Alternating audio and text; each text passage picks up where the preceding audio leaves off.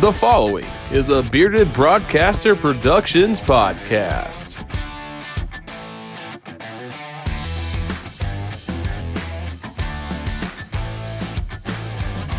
Hello, everybody, and welcome to this week's episode of Breakfast Time with Waffle and Richard. New episode, and not going to be 4 hours long with the watch long, but hey, listen, Waffle, we tell people we need to get shorter on these, but there's more views on that one than in some of our older ones. So the theory is we got to go 6 hours long. We're going to spend about 7 hours.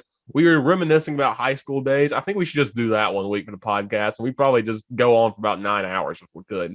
Yeah. I mean, if you look at the numbers, you people like long stuff. So, I mean, I think we're just going to start going for 6-7 hours every week. So there we go. Absolutely. And no, we're going to try to keep it somewhat tidy this week if we can. Not a whole lot. Of course, the Bills off this week. And of course, South Carolina and Clemson playing the way they did. We may go off a little bit, but who knows what's going to happen there. We're going to start with the NFL since it was so short. Of course, Bills were on a bye after that game against the Titans. Once again, thank you all for watching along with that. And Titans, another big game, a big chance to prove on the national stage. You have Iron Eagle in the broadcast, which is always a big time feel. And you're playing the Chiefs, Patrick Mahomes. They've been up and down all year, but you're trying to see what you can do against the Chiefs. Chiefs, of course, have that win, the AFC Championship a few years ago that got into their Super Bowl victory. And the Titans go out and absolutely dominate against the Chiefs in this one on Sunday, 27-0 at halftime. It ends up being 27-3.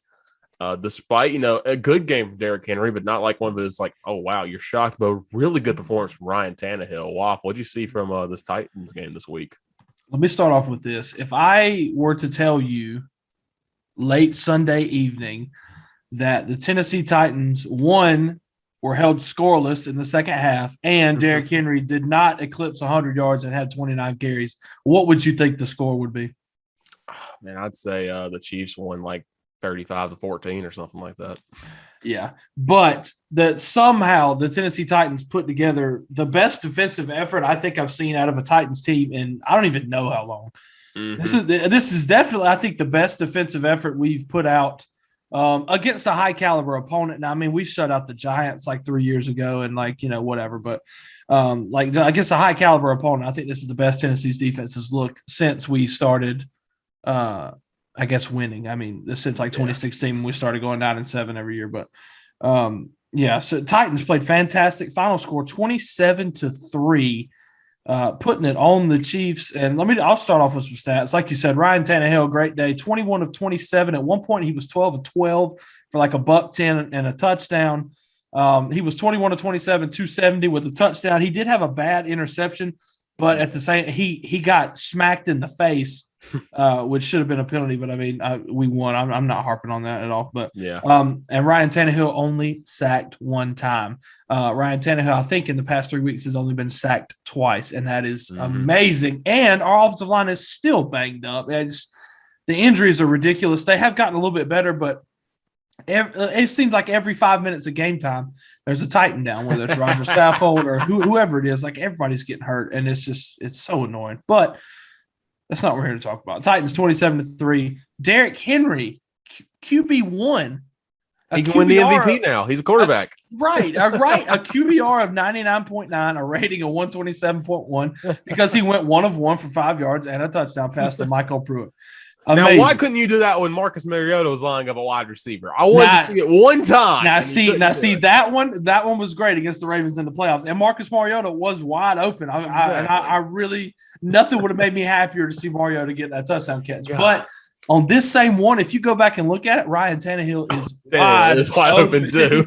He played wide receiver some too. I mean, that would have been an amazing stat line for Ryan Tannehill for 270 yards, 1 passing touchdown, a rushing touchdown, an interception, and a receiving touchdown. That would have been unreal. Fantasy owners rejoice. But Derrick Henry, 29 carries, 86 yards, averaging 3 yards a carry. I mean, the Chiefs held him in check. His longest run was 11 yards. So he still got his normal amount of carries, but I mean, the Titans were elevated by great performances from elsewhere, which is refreshing to see. As much as I love to see Derrick Henry, obliterate people every week. But Titans receiving, A.J. Brown, 8 receptions, 133 yards and a touchdown. Welcome back, son. I love you. Good game. Nine targets to him, too, and he caught 8 of them, so that's great. Julio Jones, 2 catches, 38 yards. Still, waiting on Julio to catch his first touchdown, which I think he already. They were waiting did. for that in Atlanta for years. Too, so technically he already did, but I'm not going to talk about that. But yeah, just a solid output for the Titans offense. But this is not about them. This is about the Titans defense, and this defense was amazing.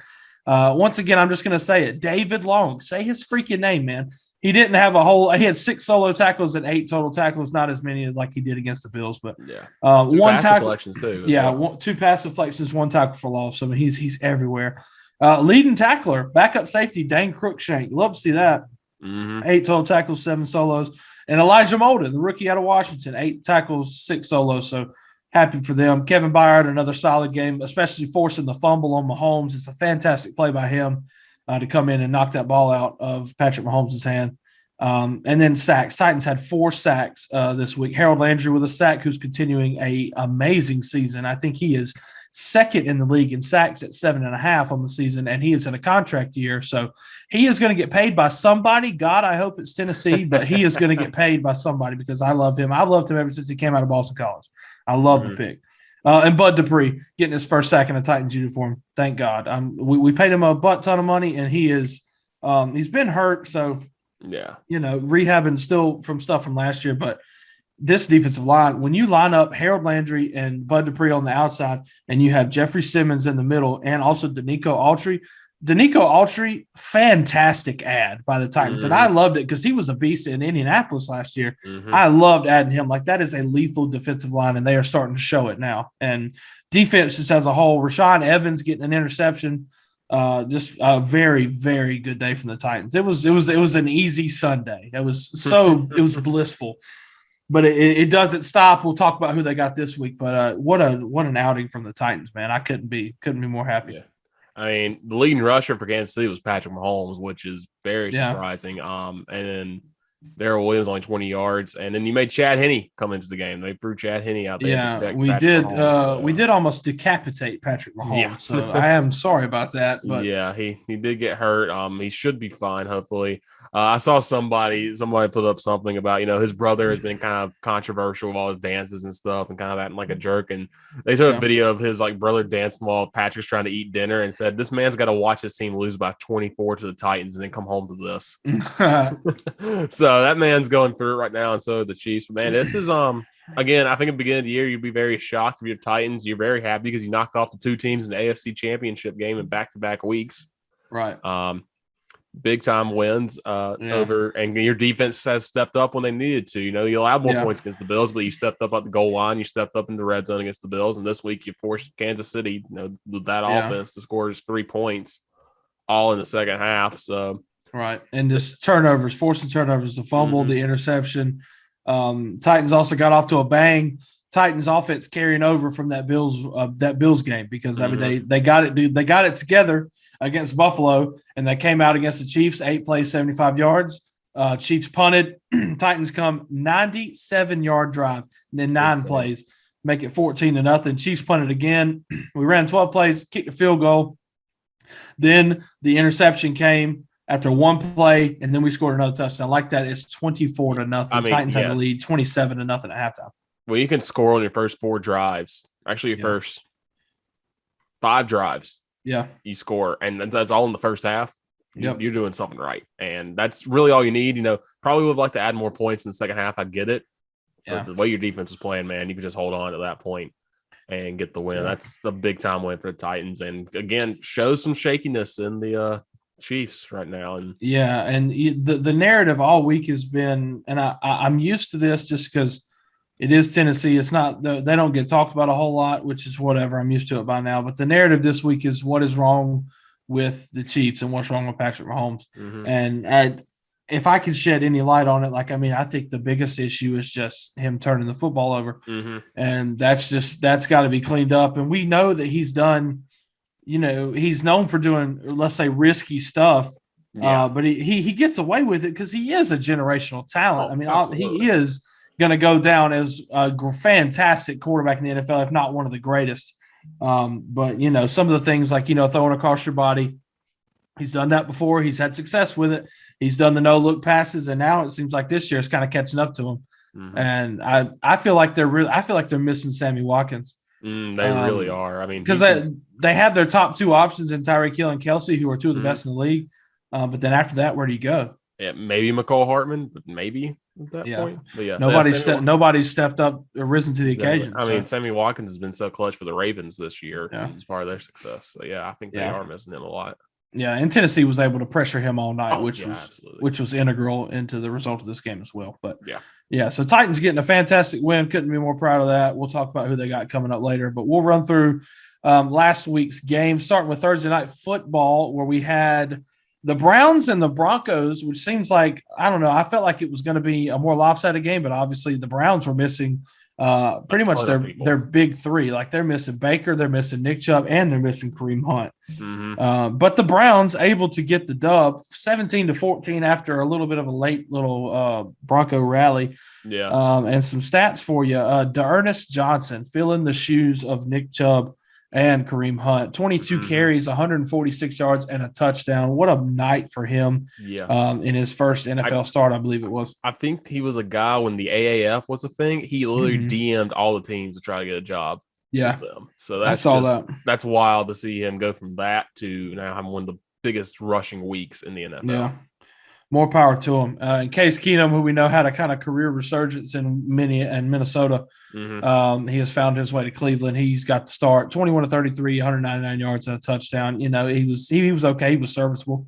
Yeah. Nobody really flashing in the receiving game. Johnny Stanton had the one receiving touchdown for him. And then Denver, Bridgewater going up against a really good Browns defense.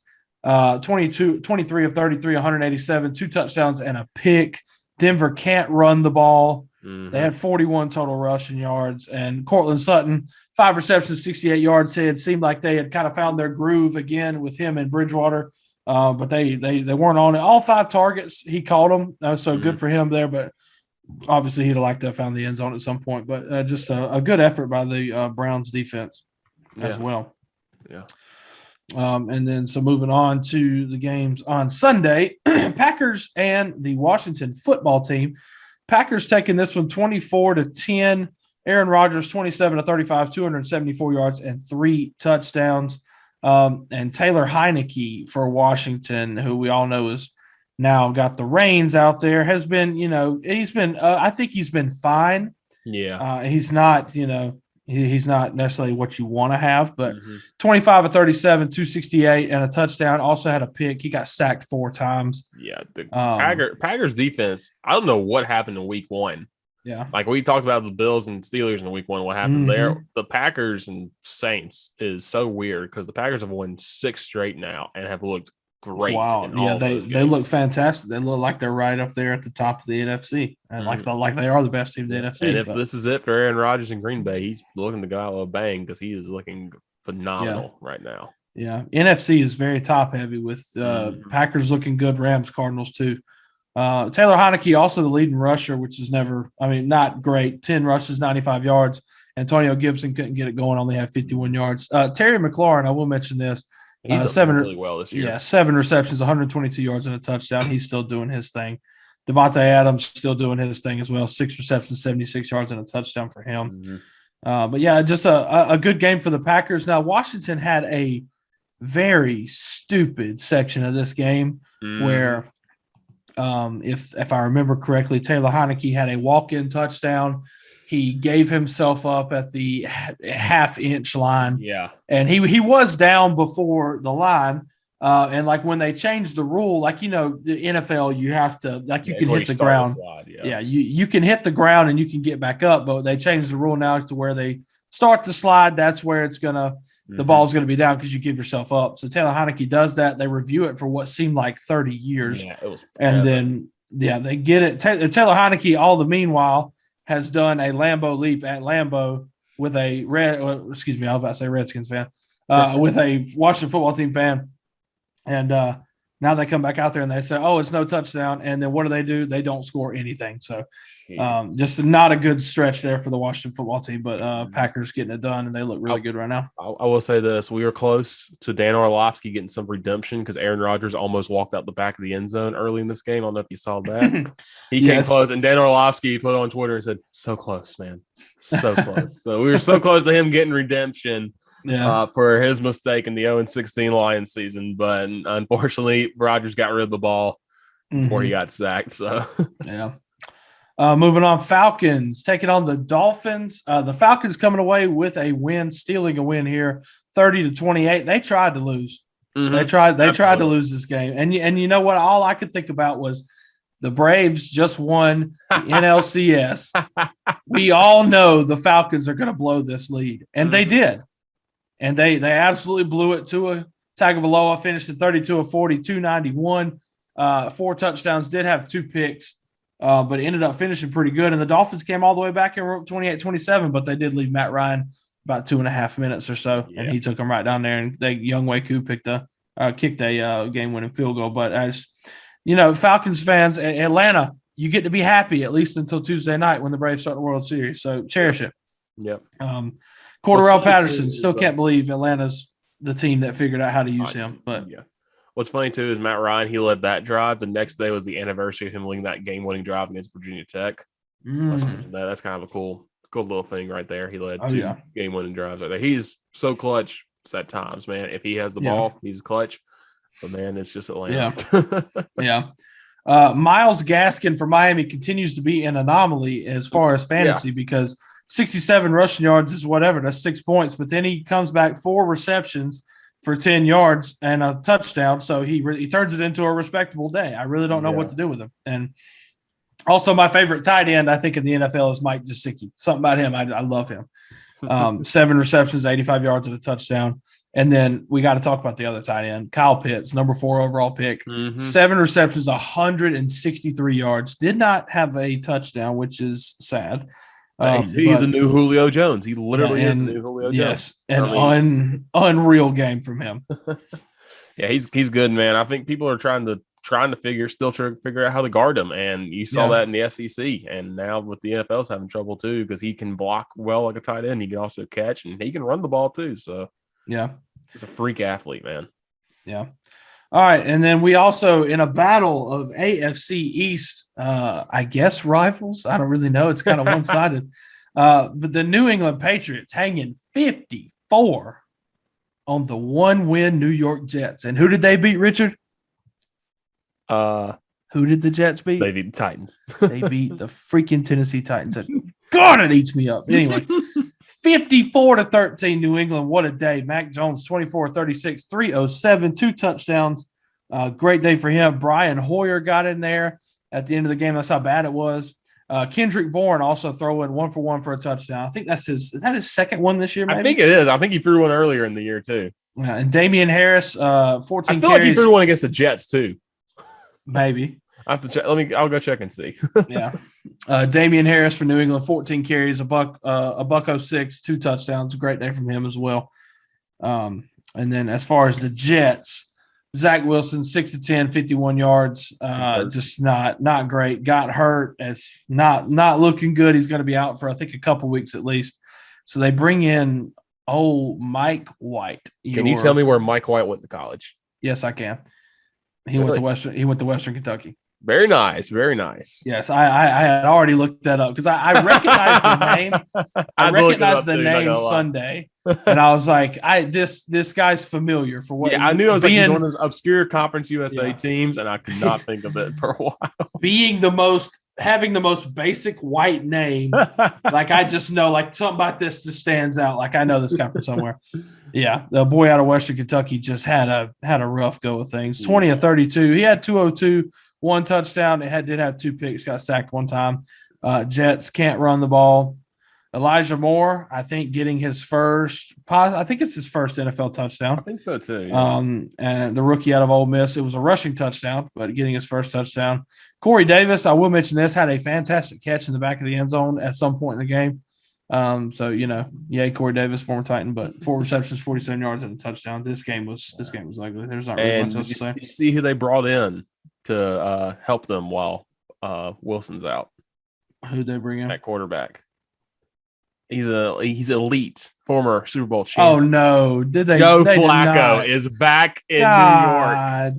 Got traded from the Eagles the other day, and Joe Flacco is back in New York. We all know that worked fantastic the last time he was there, and Nobody wants that. He's going to be there for, I think they said, at least 2 weeks. He'll be starting quarterback.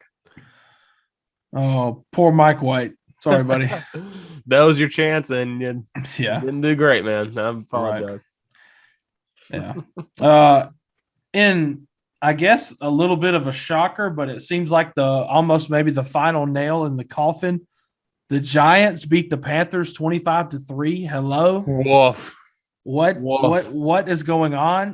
The Sam Panthers, Darnold's back, and it's not in a good way. No, the freaking Panthers were, it seems like 40 years ago, they were 3-0. And Sam Darnold was the leading rushing touchdowns leader in the league. Looked amazing. Sam Newton was his name. And then they go to Dallas. They lose, but they still look good. And since then, it's nothing. Been terrible. And they're 3-4 now on the outside looking in. But I do have an interesting theory that I'm going to share before we move on. But we'll talk about the game for a minute. Okay. This game was 3-0 at the end of the first, and at halftime it was 5-3. That tells you all you need to know about this game. How stupid of a score! The Giants, Daniel Jones, 23 of 33, 203, and a touchdown for him. Daniel Jones, wide receiver one-handed look grab. At that. Amazing, as graceful as an elephant on an elliptical, whatever that means. It's awful. Just what a catch from him, though. Goodness. I mean, gosh, I love it. Daniel Jones, 1 catch, 16 yards, 1 target. I mean, you can't ask for anything better than that. And how about Dante Pettis? Where did he come from? Because no clue. He had a passing, or excuse me, he had 1 pass. He passed it to Daniel Jones. Yep. And then he scored a touchdown, 5 receptions, 39 yards. I didn't even know this guy was still in the league. Like I did not either. I feel like, coming out of college, like he was highly touted, and then he was just one of those that just fell off. He came out of Washington. Yeah. In 2018, he was with the 49ers, and he just all of a sudden now he's back, and I'm just like, oh, okay. Also, I'm just seeing this, but the Giants have David Sills. I saw that too, and white boy from West Virginia with what's his name? What's his name? Quarterback? Will Grier. Will Grier, yeah, who plays for the Panthers. Or did. Yeah. I think he got cut, but he did at one point. Yeah. But Panthers without Christian McCaffrey is sad. Yeah. Chuba Hubbard, 12 carries, 28 yards. They ran the ball for 56 yards. It was awful. Shi Smith getting on the stat sheet with 1 rush for -3 yards. Go Gamecocks. Sam That's Darnold, not what you want Shi Smith to be, though. If you're no, the Panthers right now, definitely not. Sam Darnold, 16 of 25, 111 yards and a pick. I mean, he got benched. He got benched for PJ Walker, who came in and went 3 of 14. Now listen, 33 yards. This is my guy, my XFL Houston Renegades guy. I know. It's 1 bad game. We cannot throw him under the bus. PJ Walker's going to lead. I feel like he's had like 4 bad games for the Panthers, though. But still, PJ Walker's going to lead this team to an NFC South title, 13-4. Probably not, but I can dream. Let me have this moment in my life. It didn't help that the Giants recorded 6 sacks. Yeah, the Giants' defense is really not great. And you let that happen to you. Dexter Lawrence got a sack, which is good. Go Clemson. Yeah. This Patrick Real Peppers got a sack too. Everybody got issues, bro. Yeah, there's a lot of issues with Panthers. Now, what's your theory on the Panthers here? My theory here is pertaining to one Deshaun Watson.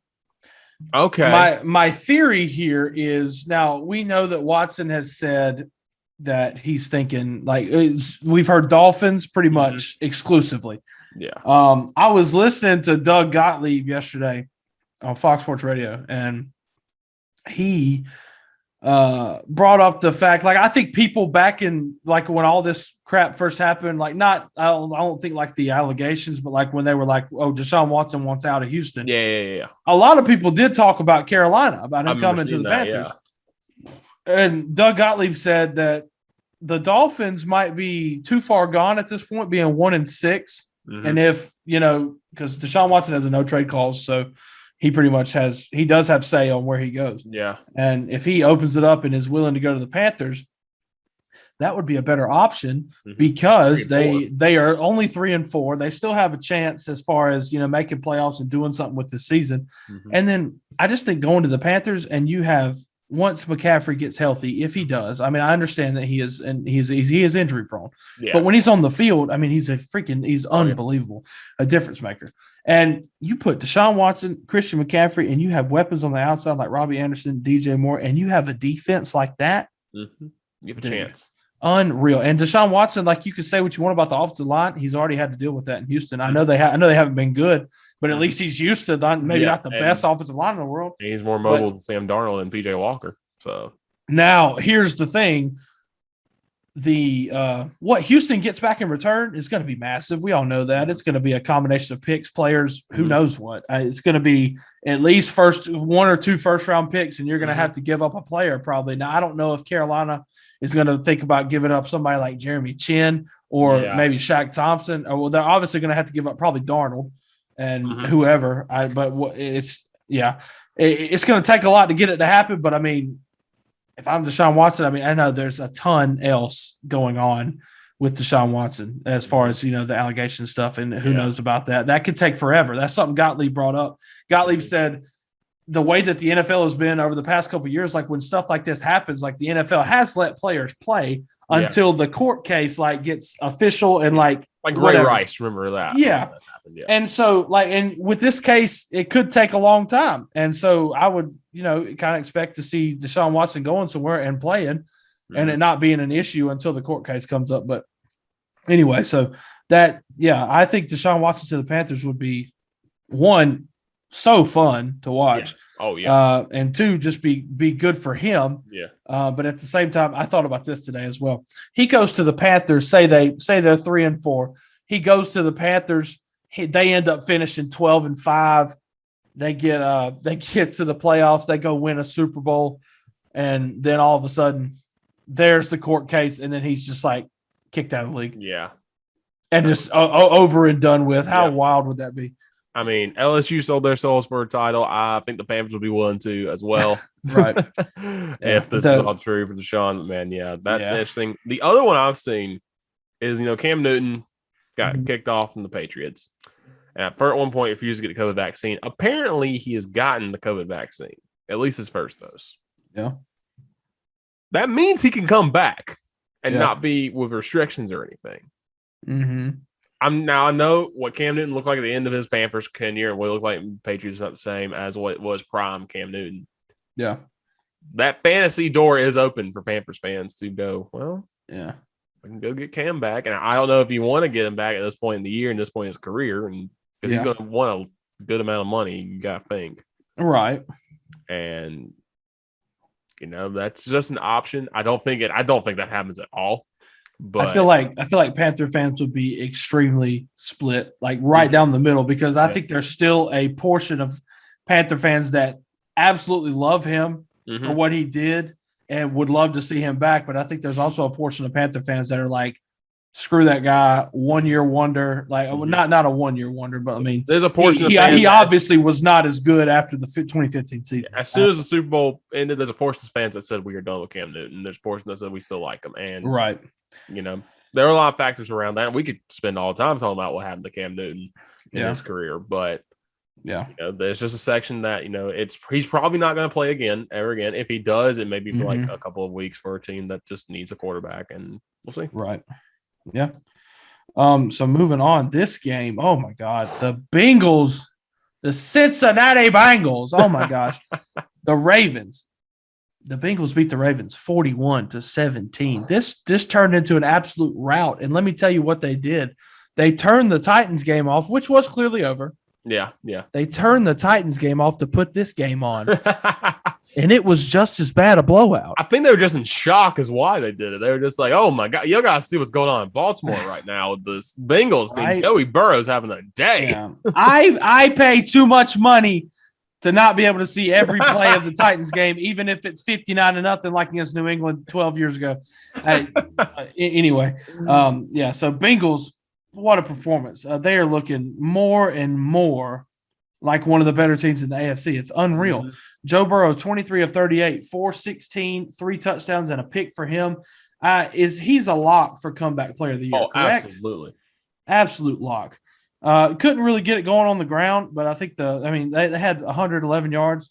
combined. Now, this Baltimore defense is not what it used to be. This defense is like, I think, 24th in the league in defense. Great. So it's carving them up. The dude, Jamar Chase, learned how to catch a football. Yeah. Remember in the preseason, everybody's like, oh, this guy's going to be bust. It's going to be awful. Yeah. He had a horrible week 1 game. Since then, my goodness. Absolutely killing it. Jamar Chase, unbelievable. People are so wrong about him on the season. 35 receptions, 754 yards, and 6 touchdowns, and we're in week 8. That's your rookie of the year, man. That's got to be your rookie of the year. Lock for rookie of the year, and we got a lock for comeback player of the year in Joe Burrow. But a massive day, 8 receptions, 201 yards, 1 touchdown for him. How about CJ Uzama, the tight end from Cincinnati? He has been clutch for them when they've needed him. And 3 receptions, 91 yards, 2 touchdowns. How efficient is that? Unreal. T. Higgins, solid, 7 receptions, 62 yards for him. Just Baltimore, Lamar, 15 of 31, 257, 1 touchdown. Held in check on the ground. He had 12 carries for 88 yards, but as a team, they couldn't run the ball. It was only Lamar Jackson having to do everything, which we've seen way too many times before. I mean, Lamar got sacked 5 times. Yeah. And you think about those good Bengal teams when Carson Palmer was there, what did they have? A good defense. And now they got a defense. This is nasty. Sam Hubbard had 2.5 sacks by himself. Yeah. This one. And it can't go without mentioning. People wondered if he was even going to be good once he left the opposite side of Cam Jordan, but Trey Hendrickson has been amazing in Cincinnati since coming over from New Orleans. It's an unreal day for the Bengals, man. Yeah, this is a good Bengals team. They're number 1 in the AFC right now. And they could probably sit there the entire year with the way they continue to play like this. They're probably not going to finish 15-2, but my goodness, they're going to be a tough out for anybody. Yeah, and this is a good point for me to mention. Listen to the top teams in the AFC right now. This is based on record, which obviously it should be. It's what the playoffs are based off of. The top teams in the AFC right now are the Bengals, the Raiders, the Titans, the Ravens, Bills, Chargers, Browns. That is your top 7 right now. That is your playoffs. Yeah. And right now the Steelers, Patriots, and Colts and Chiefs are all out. And those are teams historically who have just been great. Unbelievable. And even on the NFC side, it's such a shock to see Arizona up there at the top. Tampa Bay, Brady, Packers, Rams back good again. The Cowboys, it's crazy. So wild. And Seattle at the bottom too, but that's a different story with Russell Wilson. But it's crazy how the NFL season is looking to shape up right now. But great game from the Bengals. Raiders at home taking on the Eagles. This got ugly quick. Then the Eagles lead the league in fourth quarter points, which is a wild stat because it seems like all their games are pretty respectable, but this game was ugly. This game was so ugly. It was 30-7, and it ended up being 33-22. Derek Carr, efficient, 31 of 34, 323 yards, 2 touchdowns for him. Kenyon Drake adding in 69 carries, 69 yards for 1 touchdown for him as well. And Jalen Hurts struggling a little. 18 of 34, 236, 2 touchdowns. Got sacked twice, had 61 rushing yards. He was everything for Philadelphia's offense. Had some garbage time scores down there. But a great performance for the Raiders, who have, looked good after the departure of John Gruden. Yeah, this is also without Darren Waller. He didn't play that game. That's right. You got to think I think the culture kind of changed a bit because you have guys that are talking about how just better the feeling was on the sideline. Yeah. So maybe there was more problems that we don't see from when John Gruden was there. But that was that was just a great job. I still think Derek Carr is one of the most underrated quarterbacks in the NFL when he's on. Good. He only had 3 incompletions. 1 was a pick. So I think the Raiders are pretty good. It's surprising to see that they are the first place in the AFC West. Yeah. They've got some they have a good win. They beat the Ravens in week 1, and that could prove to be huge going down the stretch. Now they did lose to the Chargers. Yeah. They did beat the Steelers, which could mean something if the Steelers kind of put it together, but that whole AFC North is good. So yeah.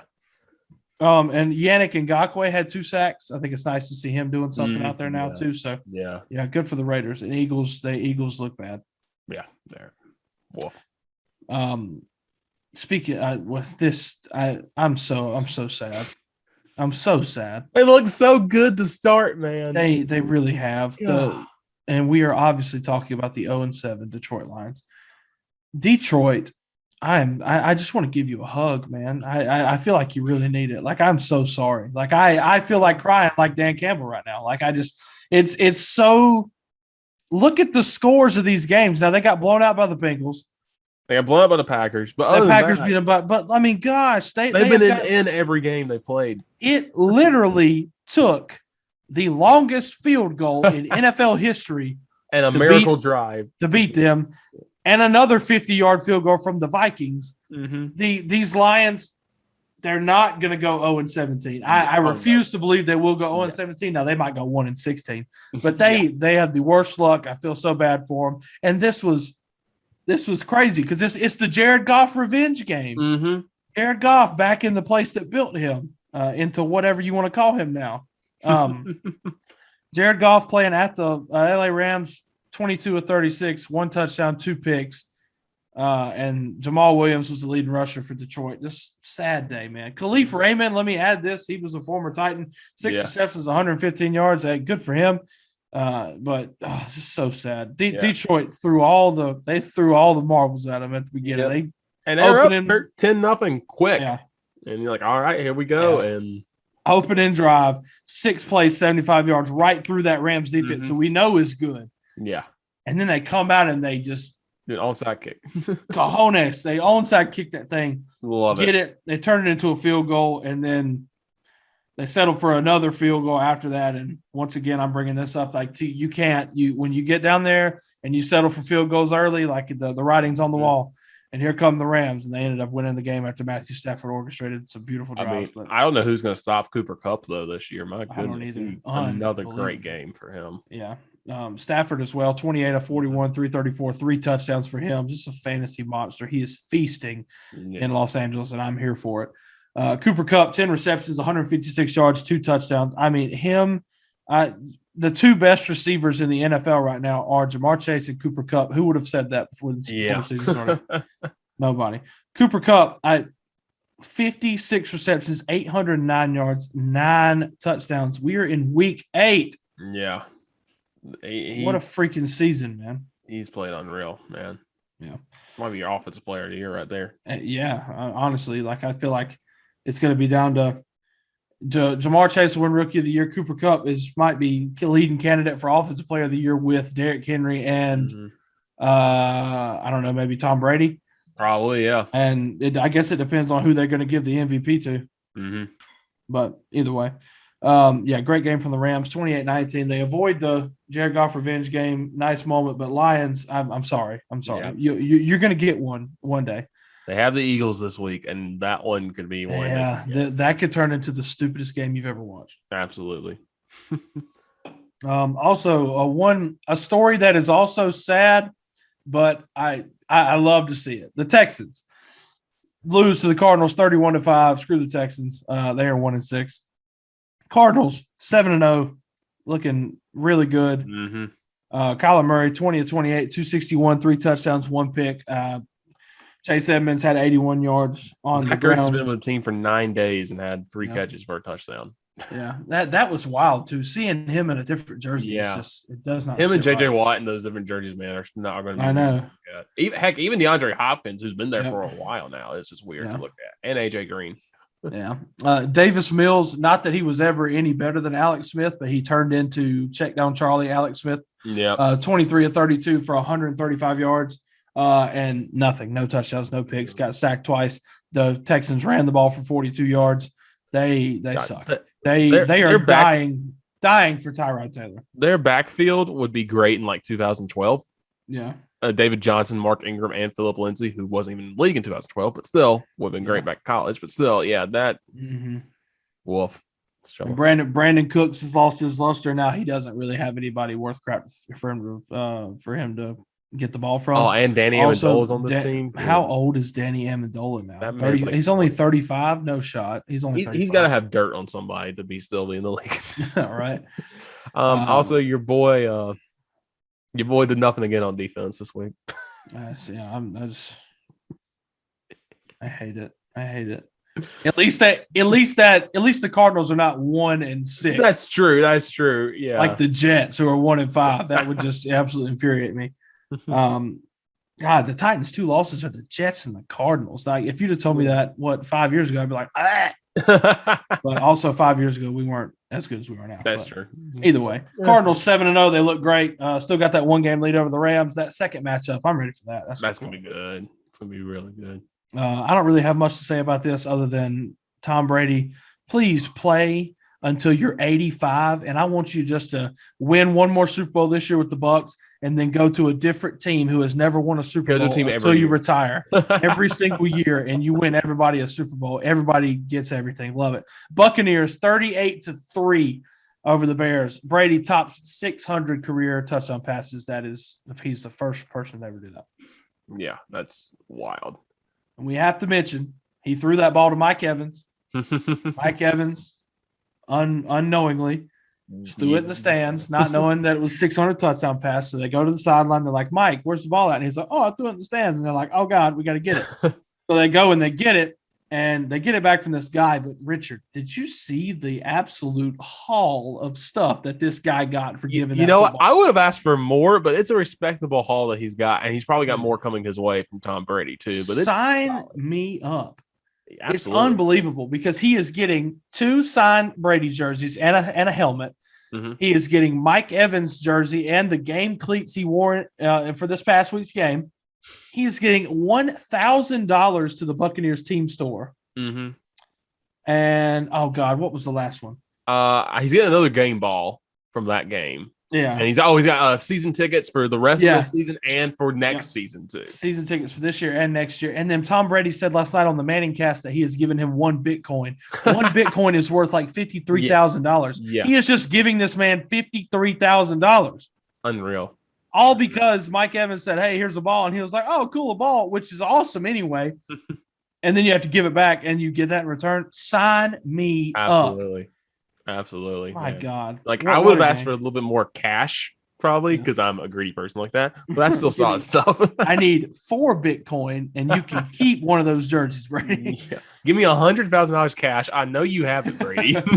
I know you got it just lying around. I mean, yeah. How long you been in the league? Yeah, I know how much money you're going to play till you're 85. Like, you're going to make more money, okay? Yeah. You'll make $100,000 tonight on some commercial that airs in the Sunday Night Football game. I mean, Tom Brady will be the first NFL player to be cybertronically enhanced as a cyborg when he's 85, and he's still going to be playing. He'll have 1,000 touchdown passes for a new franchise, the Bozeman Farmers. And it's going to be amazing. He's just going to bring first year team Bozeman Farmers up in Montana, and they're going to win it all. Mm-hmm. Where do they play? In a field. They don't even have a stadium. Absolutely. The Bears suck. Yeah. Do we need to give up on Justin Fields, or is this just rookie? You're on a horrible team, and you're just going to have to deal with it for a year. I feel bad for him. He's not ready. Mm-hmm. He should. Looking back on it, we said earlier in the year that they need to make a decision. Mm-hmm. They need to either put him in or they need to keep him on the bench. I didn't necessarily at that time know which decision was right, but I mean, he's not ready. No, and Matt Nagy's an idiot too. Like, I just don't. This is not like two franchises I don't want to go to because your career is probably going to die. Jacksonville and Chicago. Now, Trevor Lawrence, I think, is gifted enough to overcome that, but that's 2 franchises. And Urban Meyer's finally going to try to find a way to get out of there. He's What's funny, though, is that the Bears, so Matt Nagy tested positive for COVID. Hope he's okay. What they win this week without him? Yeah. What happens then? Because I got the 49ers who haven't looked great, but still, what they win this week without their coach? Yeah. Right. Buccaneers roll, though, expected. All right, and we move on to Sunday Night Football. This was a really good game. It was also sloppy as all get out. Disgusting it was out there. Raining. The Indianapolis Colts getting a win, 30-18. The Colts moved to 3-4 on the year. There is a lot of hype surrounding the Colts right now because they are starting to kind of figure it out. They started out 0-3 with losses to the Seahawks, who are not that great, but they have losses to the Rams and the Titans, who are turning out to look okay. Yeah. And the Dolphins, they beat the Dolphins, who suck. They did lose to the Ravens in a fantastic game. Mm-hmm. In these last 2 weeks, the competition has 3 combined wins. But, you know, still got to win those games. They obliterated the Texans, and they hung on and beat the 49ers in a game where, you know, you were pretty much pretty much one dimensional. Like you couldn't necessarily throw the ball like you wanted to. Mm-hmm. And also, God bless San Francisco. Can you learn how to defend a pass without without doing pass interference? That's ridiculous. Yeah, good Lord. But Carson Wentz, 17-26, $150, 2 touchdowns for him. Only got sacked once. Jonathan Taylor, 18 carries, 107 yards, and 1 touchdown. He is second in the league in rushing behind Derrick Henry. That's wild. I did not realize that. He's killing it. He's putting on a good season, and especially he's moving up in that spot because Chubb is Chubb's been hurt for 2 weeks. Michael Pittman Jr. out of Southern Cal, 4 receptions, 105 yards, and a touchdown for him. Mo Alley Cox, 3 receptions, 25 yards, and a touchdown. Richard, you know Trey. Yeah. For those that don't know, Trey is one of my best friends from college, and he is a massive Indianapolis Colts fan. And I texted him, and I was talking to him about this the other week because I think Mo Alley Cox has had a touchdown like 2 straight games. Yeah. With some kind of burning hatred, hate this man. And I don't know why. I have no idea. Like if he catches a pass, and usually it's a touchdown because they only use him like in the red zone. Yeah. When he catches a pass, I get irrationally angry. And I texted Trey and I was like, Mo Alley Cox gives me heart problems. Just because I don't like this guy. And I really can't put a finger on why I don't like him. I don't know. I just felt like I should share that. Mo Alley Cox is worthless to me. And I have no idea why. But he had 3 receptions, 25 yards, and a touchdown. So more power to him. And then San Francisco, Jimmy G, 16-27, 181 yards, 1 touchdown, 2 picks. It rained all freaking night. So not a whole lot of throwing stats there. Elijah Mitchell, 18 carries, 107 yards, and a touchdown. So both teams working the ground. Oh my God. Whoa. This is weird. Both of their rushing stats, Jonathan Taylor and Elijah Mitchell, are identical. That's for so the longest crazy. rush. That's the only thing. Whoa, that just blew my mind. 18 carries, 107 yards, and a touchdown, just like Jonathan Taylor. Wow. And then Deebo Samuel continuing a good season, coming back from injury, 7 receptions, 100 yards, and a touchdown for him. Go Cox. And yeah, that's about it. Colts getting a win that they desperately needed, setting up a huge matchup this week with Tennessee that we'll talk about here in a second. Yeah. And finally, last night's game, which I'm going to openly admit I saw probably 3 minutes of. I saw Marshawn Lynch and Sue Bird. That's all I cared about to talk in that game, and they were awesome. And I honestly did not know the final score of this game until this morning. Yeah, I didn't either. Marshawn Lynch, 3 shots at Hennessy Deep legend. Let me just say that. He dropped like 4 F-bombs as soon as he got on TV. Good Lord. What a guy. Please. Why would you put this man on live TV? You know this man. No, give him a show. Please. Give him a show. I would watch it every freaking day. Absolutely. If he had if he just had they used to do like a 30-minute 6 o'clock Sports Center with like Stephen A or something like that. Just give Marshawn 30 minutes. It could be at 11:30 at night. I'm going to watch it. And you can put on ESPN News because I know you can't take SVP off there. I love him. Yeah.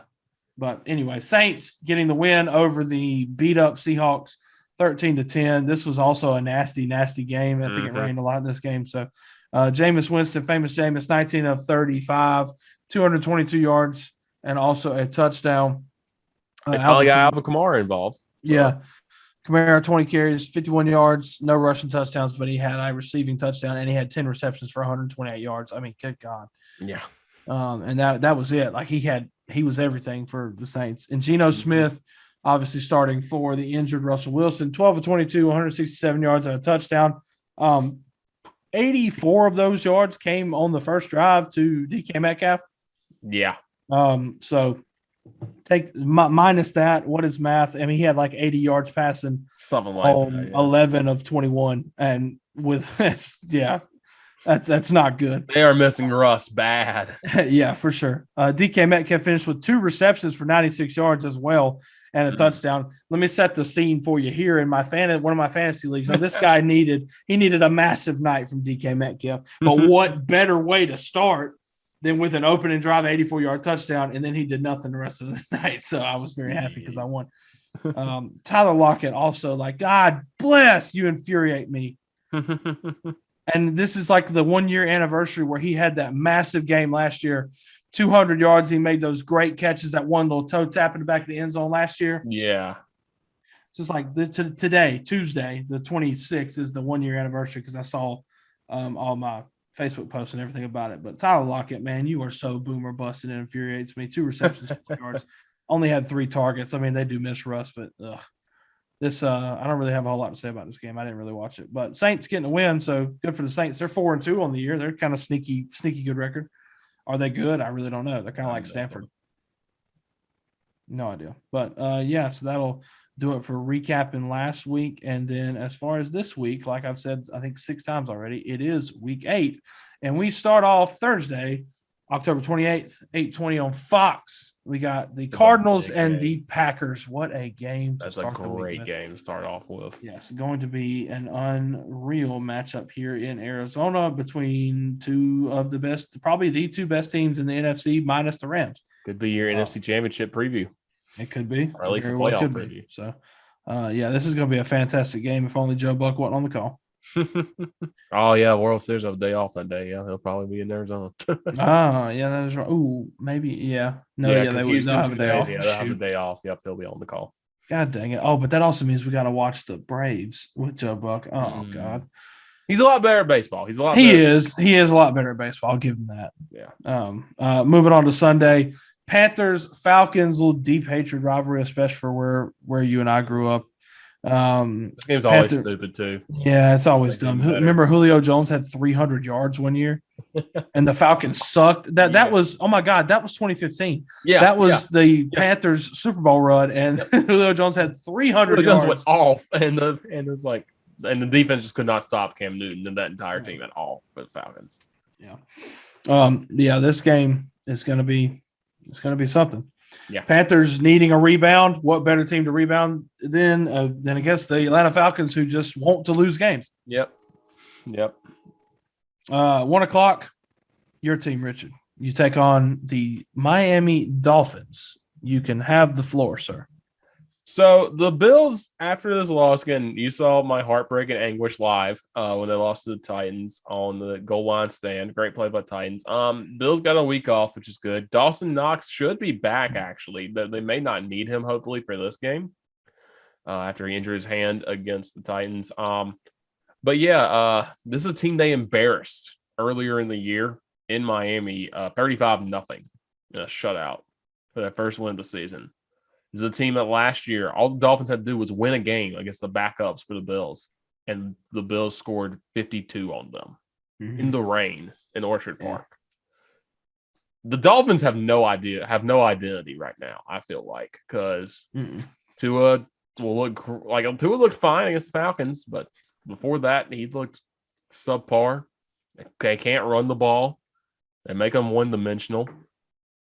Then the Bills against them, that's the best rush performance the Bills have had in a while with Devin Singletary and Zach Moss and Josh Allen all running the ball well. The Bills are picked to win this by 13.5 points. I can see them clearing that by a mile. This should be an easy win for the Bills. The Bills have the Dolphins, Jags, and Jets next. Yeah. You should win all 3 of those and rebound to get to 7-2 before you start taking on some more meat of the schedule, like the Bucs, the Patriots twice. The schedule's a lot easier for the Bills. I mean, the toughest thing they have left is the Bucs, which is going to be a phenomenal game against Tom Brady. But I think you're going to see probably a game that's very ugly. I think the Bills are going to roll in this one. They should handle business. They're going to be back at home for the first time forever against one of the best fan bases in the NFL. And it's just a tough one. The Dolphins always struggle in Buffalo too. So it's just, I think you're going to see a big-time win. I hope you're going to see a big-time win, a big-time bounce back, kind of shake off. That's a tough loss to take on national TV to the Titans. Yeah. Just the way it ended. But, you've had a week to think about, a week to put it in the back of your mind, and, just go out there and I think just execute, play your defense, and go get the win. Yeah. Like we talked about, I think that obviously you don't want to lose games, but that is a game that I think you can lose. Now, obviously, for playoff seeding and stuff, it could come into effect. That is a game I feel like the Bills could lose because their schedule is favorable down the stretch. And like you said, the next 3 games are, definitely winnable games. And I agree with you wholeheartedly here. I think the Bills are going to come out and they should put on a show. They should dominate, should rebound well after Monday Night Football. And they should take this one probably by way more than the line 13.5. So I think Bills win this one, no problem. Absolutely. And then going on, Bears play the 49ers. This game just screams you. Yeah. The over-under is only 39.5, by the way. This is not going to be good. I mean, I think 49ers have Deebo Samuel, that he can continue, his really good season. That'll be fun to watch. But the Bears, we're just going to see what they do on offense because they got to figure something out. They have to do something. But it's going to be an ugly game, 1 o'clock on Fox. San Francisco 3.5-point favorite. I think I would like to say San Francisco can win this game, but who knows? It's like one of them like 14-10 games or something. Where it's just ugly. It's going to be a nightmare for Chicago's offense though, because I think Nick Bosa is going to be in the backfield all the time. Yeah. And then we have at 1 o'clock the Steelers and the Browns in a rematch of last year's most shocking playoff game. The Browns coming in at 4-3, Steelers 3-3. That whole division's kind of right there with each other. So, I mean, obviously you want to win this game to keep pace. It'd be complete mayhem if the Steelers win this game and then everybody's literally like right there. But right now, if the playoffs, Steelers, Browns. Yeah, right now halfway through the season, of course, plenty of time left. Right now, the Browns are sneaking in over the Steelers for that last playoff spot too. So Browns injury report kind of looking a little wild, kind of like the Titans injury report was for a couple weeks. I mean, they got Baker Mayfield still questionable as of right now. We're filming this on 10/26 Tuesday. Baker's still questionable. AJ Green questionable. Nick Chubb, Jack Conklin, their All-Pro right tackle. Landry questionable. Denzel Ward, OBJ. Kareem Hunt is on injured reserve, so he is going to be out confirmed, for at least 2 more weeks.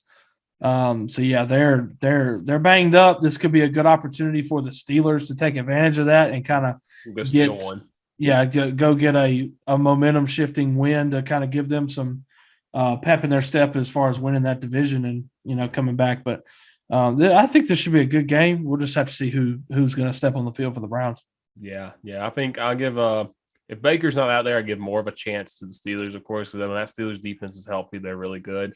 Yeah. But man, that Browns defense is still good too. And with Ben Roethlisberger, has been banged up all year. It's just they kind of wrap him in bubble wrap and send him out there sometimes. Yeah. And that's just going to be a good game. I think it's going to be a good game. We'll see what happens. Who steps on the field for the Browns again? This is a game of Browns. I think early you can lose, but you cannot lose that second matchup because that's going to be a playoff spot for sure. Yeah.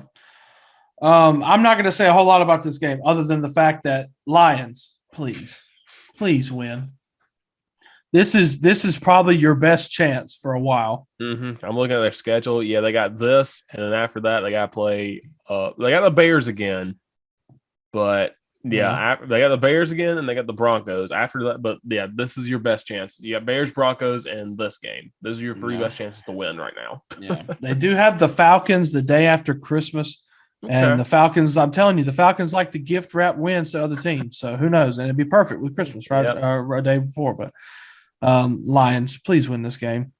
Nothing against the Eagles. Like Lions, I'm just please win the game. Yeah. All right, and we'll move on to my game. Tennessee Titans at 5-2, stepping into Indianapolis to play the Colts, who are at 3-4.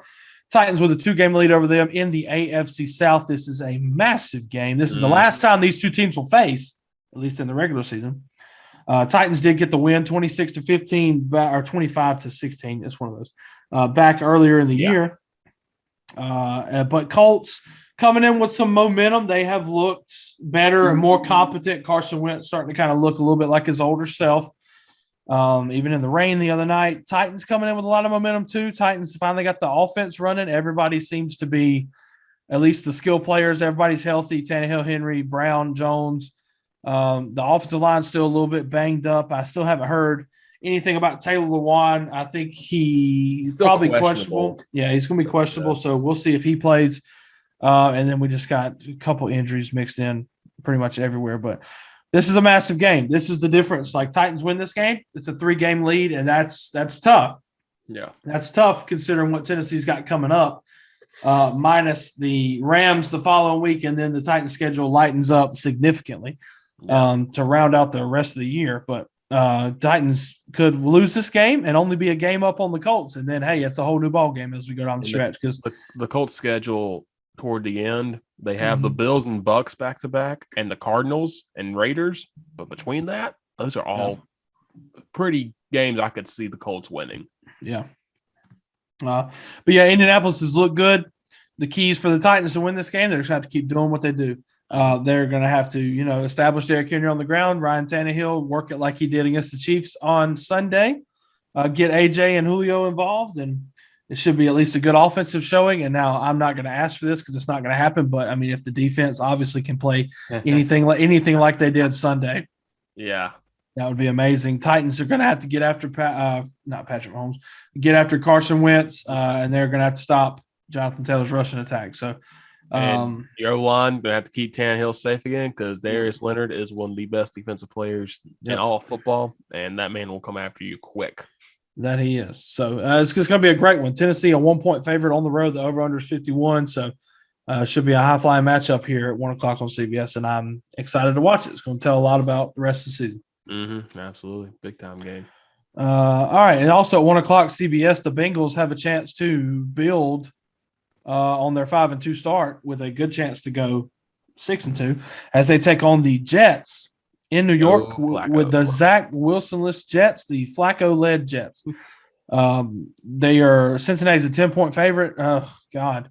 If Cincinnati plays any shred of the same as they did against Baltimore, this is going to be ugly. He wants Joe Flacco to just run the table now. Yeah. With this team. Yeah. I know it's not going to happen. But there's a small part of me that wants Joe Flacco to run the table with this team. Yeah. Bengals coming in there. I just think this is going to be blowout Bengals. But I mean, who knows with the Jets? I mean, they beat the Titans. That doesn't mean much, but also 1 o'clock Rams Texans. Blowout. Low. This is going to be terrible. There's nothing else to say. Remember Davis Mills showed up that 1 week in Houston and they almost beat the Patriots. Maybe he decides to show up this week. He ain't showing up. As bad as Jared Goff is, Davis Mills is not even as good as Jared Goff. True. So, that's true. Yeah, that's all I'm going to say about that. Rams by 3 touchdowns. Patriots, Chargers. Could be a sneaky good game. Chargers coming off a letdown against the Ravens. They had a bye week. They've had a couple weeks to sit on it, think about it. Chargers opening up as a 5.5-point favorite right now. Obviously, Herbert having a great season. Mac Jones having the best season of the rookie quarterbacks so far. Kept the Patriots kind of respectable and honestly right there in the thick of it still at this point in time as far as division race. They are 2 games back, but I mean, still, they're right there. And Patriots going to the Chargers, this could be a really sneaky good game as well. Yeah, it could be interesting between 2 young quarterbacks. They're pretty good. That's gonna be a fun one. I think that could be a sneaky fun one, especially if the Chargers defense kind of struggles again. Right. Yeah, that is going to be a lot of fun. I'm excited to watch that one. One that I'm not excited to watch is the Jaguars and the Seahawks. God, who wants to watch this game? This is going to be the battle of, obviously, just for one, the Jaguars, and the Seahawks without Russell Wilson. So I mean, the Jags get their second straight win. They could easily get their second straight win. The way Seattle's been playing this year. No, the Jags need to keep losing so Urban can just leave. Get him out of there. John Gruden took all the pressure off of Urban, and that just blows my mind. I hate it. This game's going to be a crap fest. Yeah. Oh, next one too. Washington, the football team with their preseason great defense, who sucks now, playing the Broncos. And this is on the road at Empower Field at Mile High. I don't know. I would probably expect out of this game maybe Teddy Bridgewater to kind of figure it out for this week and take advantage of this Washington defense and hook up with Cortland Sutton. So if you got both of them in fantasy, I would lean towards starting them. As far as Washington, oh God, who knows? I have no idea. Terry McLaurin, I think he should get his. Heineke's going to kind of do what he does and run around like a Chinese fire drill, but especially with Von Miller chasing down. Good Lord. Yeah. So We'll see how that goes. And that's Washington and Broncos at 4:25 on Fox. And I guess America's game of the week is the Bucks and the Saints. Big time divisional matchup. Saints, if they pull this off, right there at the top of the NFC South, with the Bucks. So what's weird is about there's a bunch of teams who are like 6-1, and then you have Cardinals who are 7-0, but literally all those teams are maybe like 2 games up, which is so weird to see, especially in the AFC where it's just wild. The NFC is a little bit more distance, but there's a lot of divisions where you're like, hey, if you lose one game, you're in second right now. Yeah. So that should be a good one at 4:25. Sunday Night Football. Cowboys, the 5-1 Cowboys, going to Minneapolis to play the Vikings. We'll see if the Cowboys and Dak Prescott can build on their great start by going to Minnesota and getting a good win, a good conference win on primetime TV, which that's not saying much. They're on primetime every freaking week, it seems like. I hate the Cowboys, but I love Dak Prescott.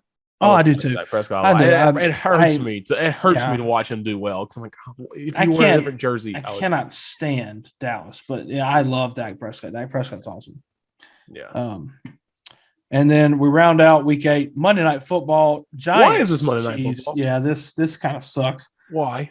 Because it's going to go one of 2 ways. Yeah. And I think the 2 ways are the Chiefs are going to come out and look like they have looked. And it's going to be a boring turnover fest. Yeah.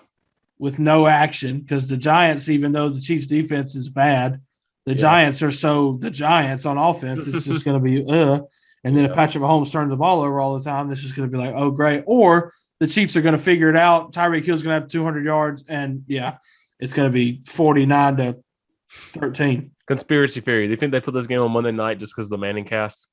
Maybe. Manning. I mean, that's a possibility. I think that's a good conspiracy to have. Like, oh, we need a Monday night game for the Manning cast to talk about. Yeah, we need the Giants on Monday Night Football and play the Chiefs. Yeah. I'm going to leave this Week 8 preview with this statement. Daniel Jones is the leading rusher for the Giants. He has 41 carries for 229 yards. And that's Week 8. So it's going to be great. Bye weeks are for the Raiders and the Ravens this week. So fantasy lineups. Oh, God, I have a lot of Raiders. I had a lot of Bills, Steelers, and Vikings. So guess who did not win this week? All right.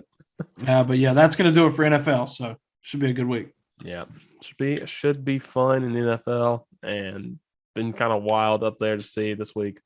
Be a lot of fun, especially with a lot of those teams coming back. Now we're going to move on to college football, and it was another wild weekend of college football. I think the verb for the week was to survive. Okay. So a lot of teams have to do that. We're going to talk about our teams first. They did not survive. They looked abysmal at times. Yes, and we're gonna start with Waffle's team because I know they looked just awful. Yep. And that's not me being a Clemson fan. The stats tell it. Yep. South Carolina loses 44-14 to Texas A&M. At one point, they had 11 yards of offense, and that was in the fourth quarter. Yep. Almost broke the SEC. If it wasn't for the 2 touchdowns they got toward the end, they would have probably broken the SEC record for the least amount of yards in a conference game. Yep. And Texas A&M really didn't do a whole lot. They ran the ball phenomenally. Devon Aiken has 154 yards rushing. Isaiah Spiller 102 yards rushing, both with 2 touchdowns.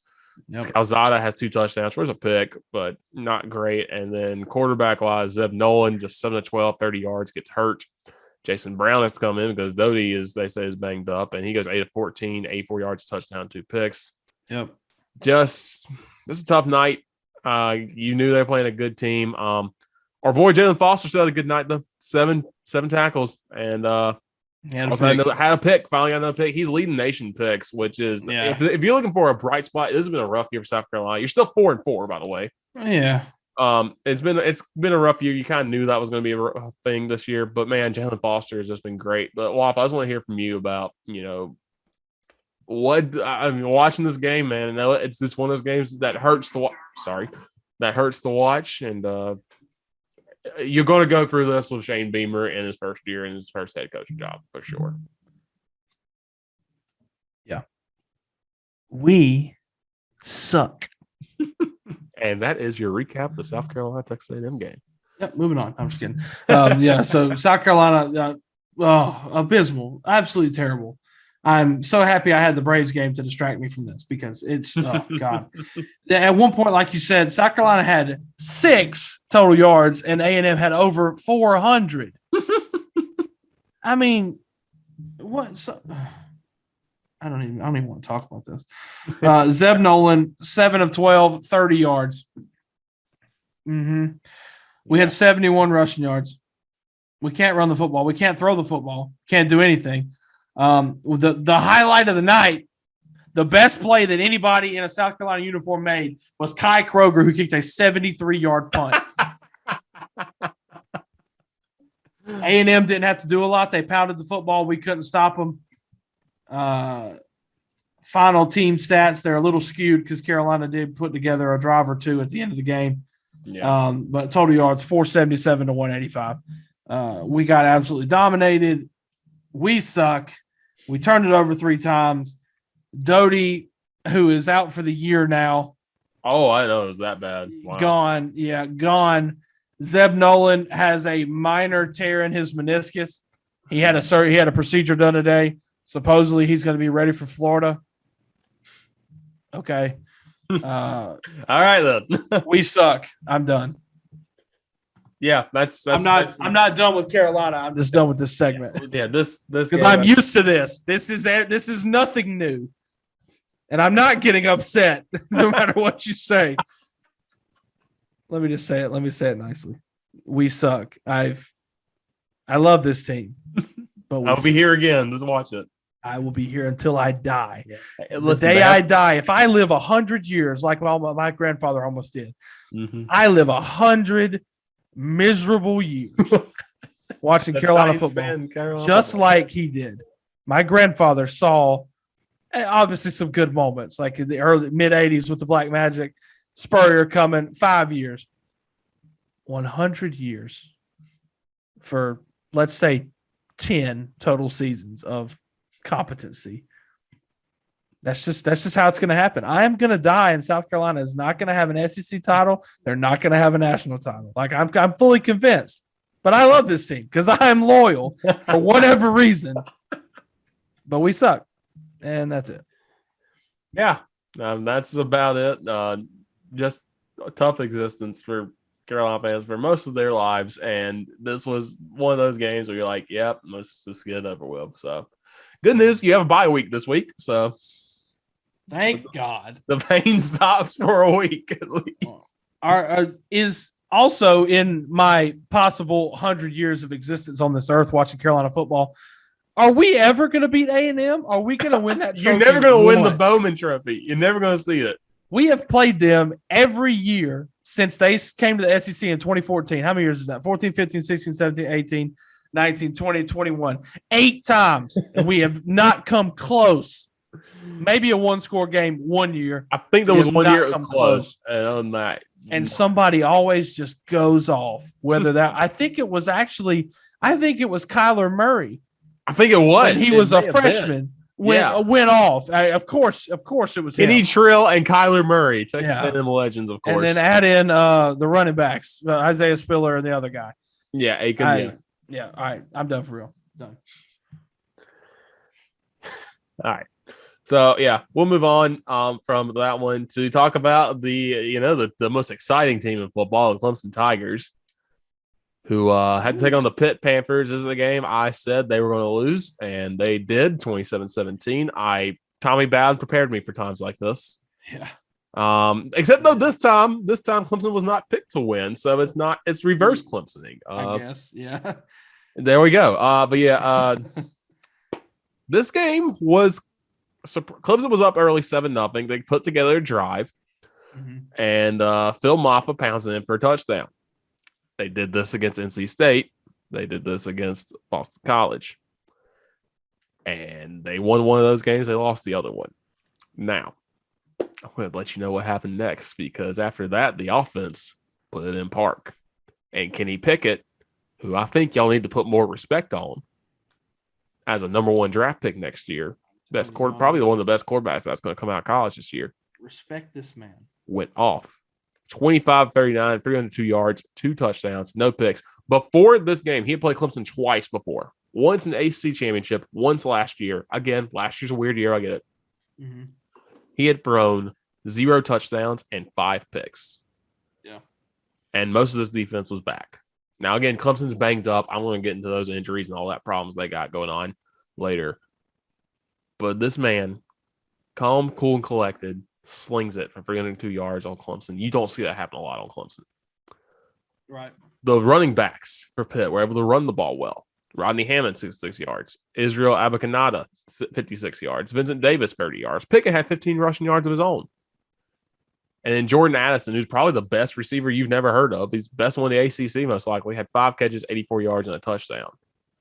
So they were able to get people open. But Clemson, man, just, again, looked inept on offense. Justin Ross has 5 catches, 59 yards. Ajo is the second leading receiver. 1 catch for 36 yards. That's your second leading receiver. Mm-hmm. Will Shipley was back. 10 catches, 10 rushes, 52 yards. So they got a rush game going. DJ ran for 50 yards and a touchdown. Kobe Pace ran for 33 yards. And then DJ Uyunglele, the shovel pass and Pitt does not work for Clemson. It worked for Pitt the last time they played in Clemson, or the first time they played in Clemson, because that's all Nate Peterman knew how to do, and he looked like a god, and that's why he got drafted by the Bills. In the game that saved his career, there are levels to this. I should probably more angry. I'm wearing a Pitt shirt, by the way, from home field. Oh, I didn't even notice that. Yeah. I was like, I gotta find a home field shirt. I put a Pitt one on. I was like, you know what? This is perfect. So they just beat my team. Yeah. And I was there in the stadium the last time Clemson lost at home, where Nate Peterman saved his job. Literally, Pat Narduzzi told him, if you don't have a good game this week, you're not going to be the starting quarterback. Saved his job, got drafted by the Bills, and you saw what happened after that. Yep. This is also the game, and it was just one of the weirdest games ever. But Clemson goes up to Pitt. This is the first time they've ever been up to Pittsburgh to play since 1947 or something. And this is a big-time game, and Clemson comes into it. And, again, you saw what they did against Syracuse. Nothing on offense other than one good drive. And shovel pass. Clemson decides to call a shovel pass. It's the third quarter. It's 14-7. And DJ, it's either someone went the wrong way or DJ freaked out or something stupid happened. Throws it right at the Pitt defender.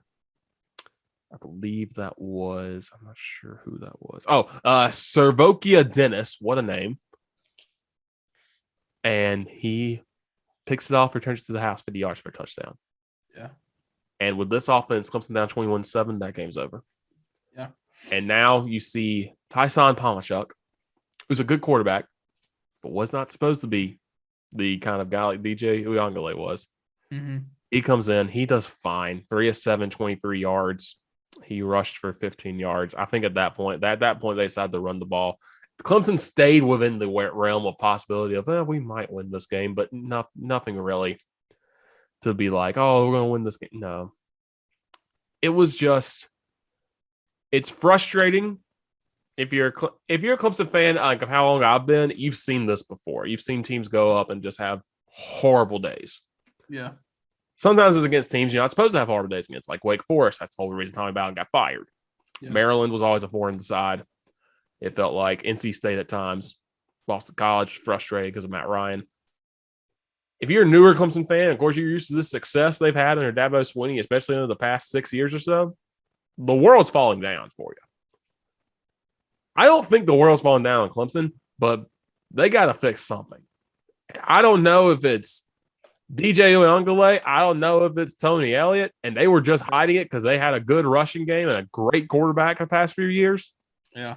And it's like, okay, you got a bunch of banged up offensive linemen. You got a quarterback who's good, who's actually not that great, or because of the people around him is not that great. And now you got no rushing game, or at least not much of one. I don't know if that's what it is, and it just all adds up. Clemson, by the way, has 14 season-ending injuries on their roster. 14 of them. And Kobe Pace is going to be out this week because of COVID-19 protocols. Luckily, though, Joseph Ngata should be back this week, so at least you get somebody out there to catch. Now, I don't know who's going to throw it to them because they said all the jobs are open. Yeah. They said every single job is open. You could have Dude from Gray Collegiate, Hunter, whatever his name is, I can't remember. Helms. Hunter Helms. You can have him stepping out there. Yeah. Because he's looked great. He looked good against South Carolina State, but he looked great. If Will Taylor wasn't hurt, he'd probably be up for it. Well, Will Taylor's out for the season.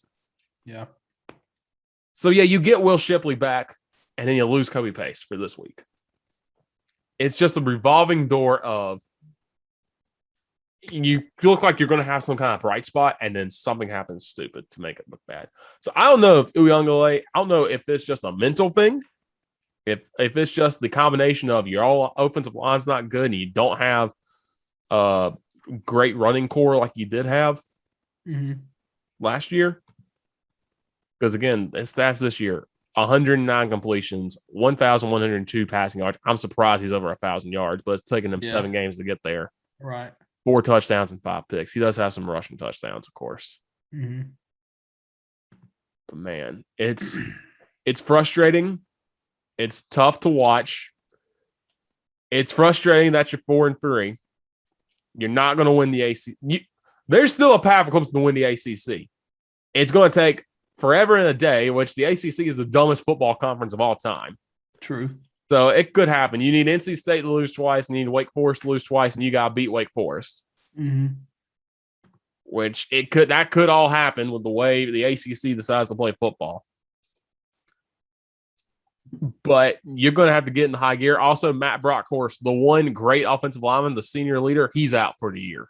Yeah. Now, you got to find some leadership somewhere. You got to be able to turn around. You got to figure out something. And if it takes this week, you got to figure it out. Because if you look at the rest of the games this year, the one game I'm sitting there going, you can win is UConn.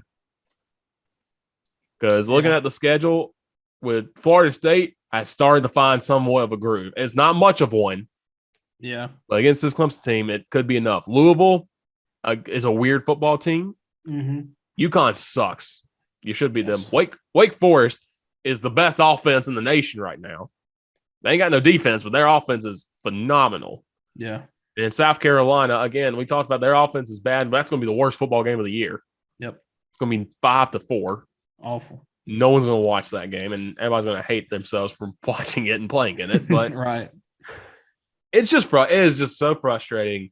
It does remind me a lot of the Tommy Bowden years where you have so much hype and then you lose your big game at the beginning of the year, Georgia, and then you go off, you lose a stupid game you're not supposed to, NC State, and then you're just like, all right, we're playing for a state title and a trip to some garbage bowl game in Florida. Yep. Now we're going to pass off as a great destination because our season ticket holders will get tickets for it. Right. So again, years of Tommy Bowden prepared me for this. Mm-hmm. I am frustrated because, Clemson's been so well. I'm not done with this team. I'm going to be back again, selfishly, to watch this team. Well, actually, probably not this week, so I'm going to have to work during the game. But I'm still going to be out there keeping up with them. It's just very frustrating. But again, the one good thing from this is that Kenny Pickett probably got some respect that he deserves. Yeah. And it's also wild to think Pitt is one horrible loss away. They lost to Western Michigan. I know. If they don't have that loss, Pitt's probably a top 5 team. Yeah, because they have destroyed everyone they play except for Tennessee. They won by 7, but Tennessee was a pretty good team. Yeah, and now you look at Pitt; their path to a ACC championship game is pretty. Other than North Carolina and a weird Virginia team. Yeah, they can lock that in the bag right now. They have a 2-game lead on the next closest in the Coastal. Exactly. So, and again, Kenny Pickett looking great. Hopefully, I think he's the best quarterback to come out of this class, probably.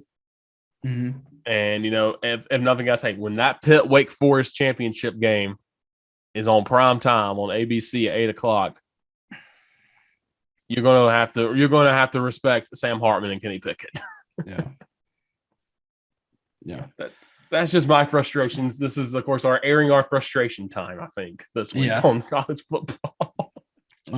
I'll say a couple things. So, going back to, let me start with this.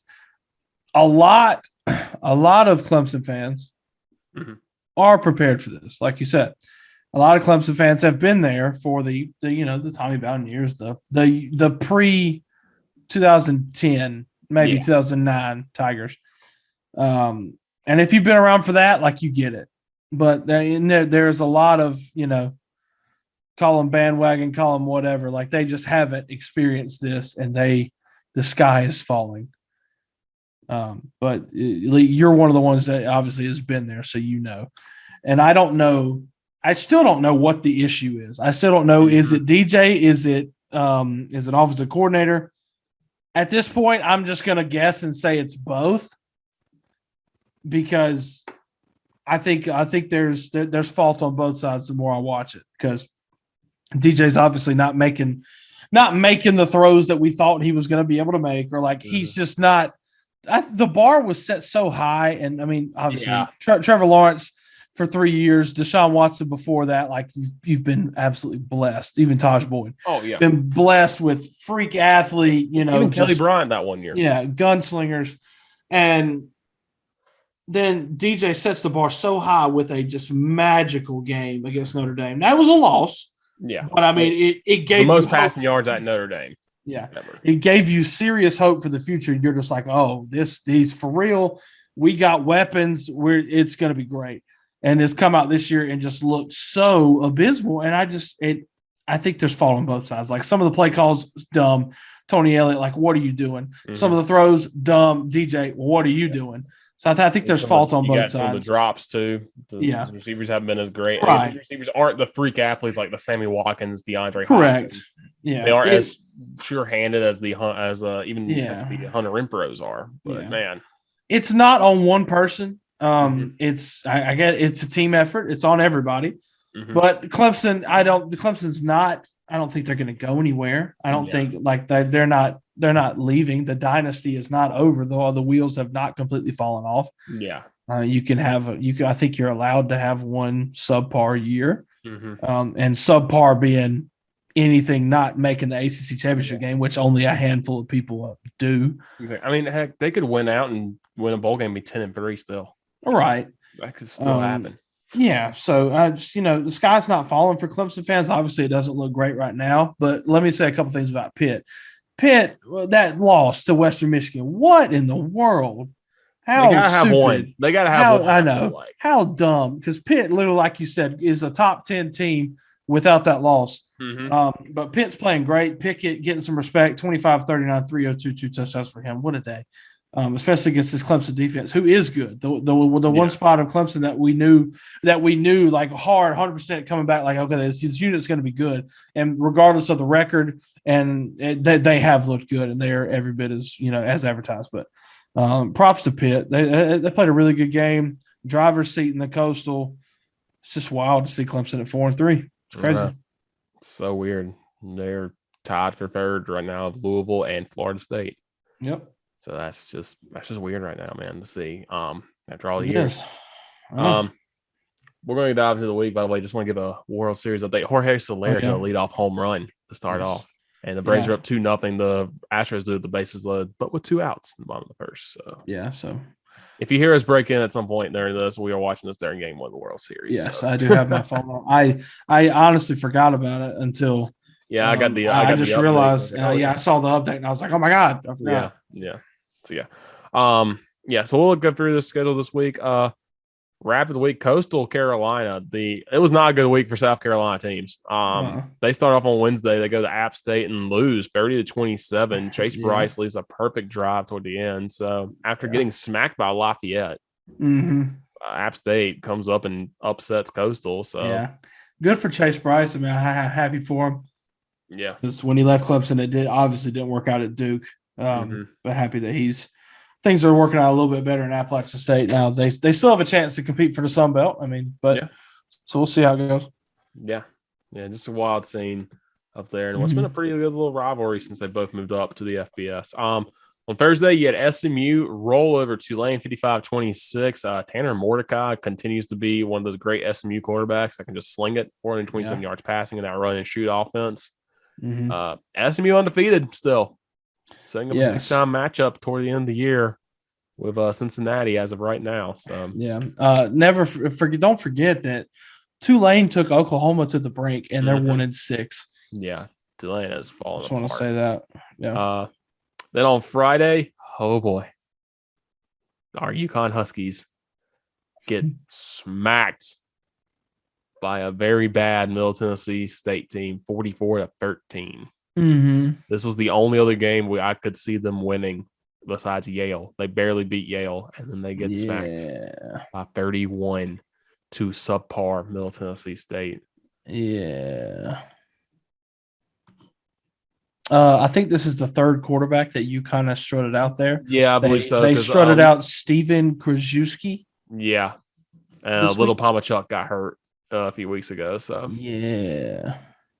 This is a rough year, man, for UConn. Yeah. Them coaches at this point, I think them coaches, they see the end of their schedule because it is awful.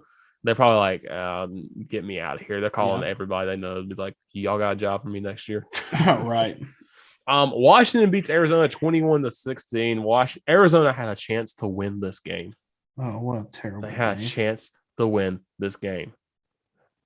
Washington runs a screen pass. And it's just gone for a touchdown. Yeah. How do you not prepare for this, Arizona? You see offensive linemen run away from you. And you're like, oh, we should drop for a screen pass, probably. Nope. 21-16 loss. Arizona has lost 19 straight. They're so bad. Yeah. That quarterback Plummer went 13-20 for 62 yards and 2 picks. I can't think about Arizona and not think about American Dad, one of our favorite TV shows, and just how they rag on Tucson. Yeah. And just I can't think about Arizona or Arizona State for that matter. If you never watched American Dad, they rag on them a lot, but Arizona sucks. One in innovation. Yeah. That's an actual commercial too. I did not know that was a real thing until I saw it one day during the Arizona State game, and I busted out laughing. That's the first thing I thought of. I feel like anybody can get into those two schools. Yeah. By the way, the only two schools that have not scored 21 points against the FBS team this year are Arizona and Clemson. It's a great company to be in. Oh my God. Yeah. What? That's crazy. The only two schools, because Clemson scored 49 against South Carolina State. Oh my God. So, that's how this year's going for the Tigers. Jeez. We'll get to Saturday, and there are a lot of teams that had to survive. Cincinnati survives against Navy 27-20. Navy always a tough team. We play the option. So because Cincinnati won this game and only won by 7, they're going to be ranked number 17 in the CFP polls when they come out. Yeah. Because God forbid. You have a letdown game and you God win. forbid you struggle against an option team. No, don't get us wrong. Navy sucks. They are not good. Oh, yeah, no, this is a bad game, but still, God forbid you have one bad performance. All right. Then this one, I did not get to watch hardly any football on Saturday. I was busy working until like late night. But the night games kind of sucked. But Oklahoma and Kansas. Kansas had a 10-0 lead in this game. Yeah, at halftime. By the way, also in this game, they told people, I don't know if you saw this on Twitter. They told on Twitter, like, hey, the doors are open. Just come see the game. Yeah, dude. And also, apparently, none of the scoreboards were working in the stadium either. What is happening in Lawrence, Kansas? It's awful. What an atmosphere. I mean, if not, that's got to be the best atmosphere. And nobody cared. You're playing the number 3 team in the country, and nobody cares. Dude. And they have a 10-0 lead. Just the tweet saying, like, the doors are open sent me. Because, like, imagine old freaking Kansas diehard, if that exists. The Kansas diehard has got long suffering. Tickets. Are you serious? Like, one, I'm already pissed off. I have to pay to watch this crap. Next, now you're just letting in anybody for free. What? Oh my goodness! How did they handle that? I would like to imagine it was a scenario where all the people who were like working the game had like ran to as close to the field as they could get and were like watching the game. So like literally anybody could have come in. It was probably one of those things where they were warming up and they're like, you know what? This crowd kind of sucks. Hey, I just want to come in here. And people were eating like lunch at the Cap. And like, okay, sure. Yeah. And then it turned out, oh, we're winning. Holy crap. That's probably what happened. They're probably like, if the long chance we win, people will text their friends to come. Well, their friends didn't come because it was still it doesn't say how many people were in the stadium for this one. So, but it looked empty. Yeah. Still. Kansas student sitting in the calf. Go to a sporting event before basketball season? No, thank you. Some people are saying that Oklahoma stole this one because they had 4th and 2, and Caleb Williams ripped the ball from Kenny Brooks' hands to the guy forward on the drive that kind of iced it. It was 28-23. Yeah. Would have given the ball back to Kansas in good field position with about 3 minutes left or so. I think it's just a smart play by Caleb Smith to grab the ball out, Brooks' hands, and run forward. Yeah. Just a weird play, and Oh, Kansas. It's just the way Kansas has to lose this game. Yeah. With everything else going on around it. I know. Someone's got to be the punching bag, and it's Kansas. So, yeah. Congrats. Alabama, Tennessee. Alabama wins 52-24. This game was close for a long time. Yes, it was. It was 24-17 going into the fourth quarter, and then Alabama, it was 31-24 in the fourth quarter after a crazy play from Hendon Hooker, and then 3 straight touchdowns for the Tide to kind of end this one. Tennessee's got the offense, man, to keep up now, but they still do not have a defense, and that's been their main problem all year. Yeah, Tennessee, a good showing. I mean, a great showing. I mean, they exceeded a lot of people's expectations, and I think it's. I think it's time to start talking about Heupel, and I think he's, he is ahead of schedule. I know they're 4-4, but I mean, I think he's exceeding a lot of people's expectations, and Tennessee could be on their way back to being respectable. We'll just have to see how it goes, as much as that infuriates me. Tennessee, for what it's worth, they've played great all year. And I want to propose this question. What happened? Virginia Tech, are you stupid? What Hendon Hooker, why did he leave? Why did you let him go? I guess they fought Braxton Burmeister, who's a pretty good quarterback, but they looked good in the first 3 weeks, and now Virginia Tech sucks. Yeah, they scored 7 points against Pitt, and then haven't looked good. Oh yeah, but props to Tennessee. They played a good game. Alabama too much down the stretch, but they made it interesting. This is the toughest part of Tennessee's schedule. They still have to go to Kentucky. They got a week off this week. They got to go to Kentucky and then have to play Georgia before ending with South Alabama and Vandy. I mean, they can finish 6-6 easily. Yeah. And they should, but if they can upset Kentucky, I don't think they're going to upset Georgia because of that defense. Yeah, but if they can upset Kentucky, we did talk a little about Heupel because they'd be 7-5 and a bowl win away from going 8-5 in your first year with a team that has looked bad the past few years. So, interesting stuff there. Ohio State rolls over Indiana 54-7. We got to talk about Ohio State again because Ohio State, after everybody counted them out, said their offense was horrible. The past few weeks have just rolled. I think I saw a stat. They've had 16 first half drives. Yeah. Their last 16 first half drives that didn't end with kneeling the ball down or end of the half on offense. They've had 15 touchdowns and 1 field goal. Yeah. Including 14 straight touchdowns. This team has gotten back on track. They got a running game now too with Trayvon Henderson. 9 carries, 81 yards, 2 touchdowns. Yeah, they're there, and as much as that infuriates me too, they're right there. Still some things need to fall their way as far as getting into the playoff, I think. But I mean they're right there, and online. But you know what does make my heart happy is that Ohio State still looks competent enough where I think they'll beat Michigan no problem. Absolutely, and that's amazing. Absolutely. The game Ohio State has this week, they're playing Penn State, and boy, what was this? 20-18, Illinois upsets Penn State. Now that's not expected, but it's 2018 upset in a Big Ten game. Then you slide your cursor over. There's a 9 in front of an OT. What was this? First of all, if you don't know, they changed the rule because that Texas A&M LSU game went 7 overtimes. They wanted to make this quicker. Penn State and Illinois said, nah. It's 10-10 at the end of after 4 quarters. Ugly game. First overtime, 2 field goals. Second overtime, 2 field goals. You go to a 2-point shootout. You're just running the ball from the 3-yard line. You got to call play, score. It's kind of dumb, but I kind of like it because if it gets stupid games like this more often, I'm all in. Yeah. When was the first one converted, Waffle? Which like overtime? the fourth, fifth overtime. The eighth overtime.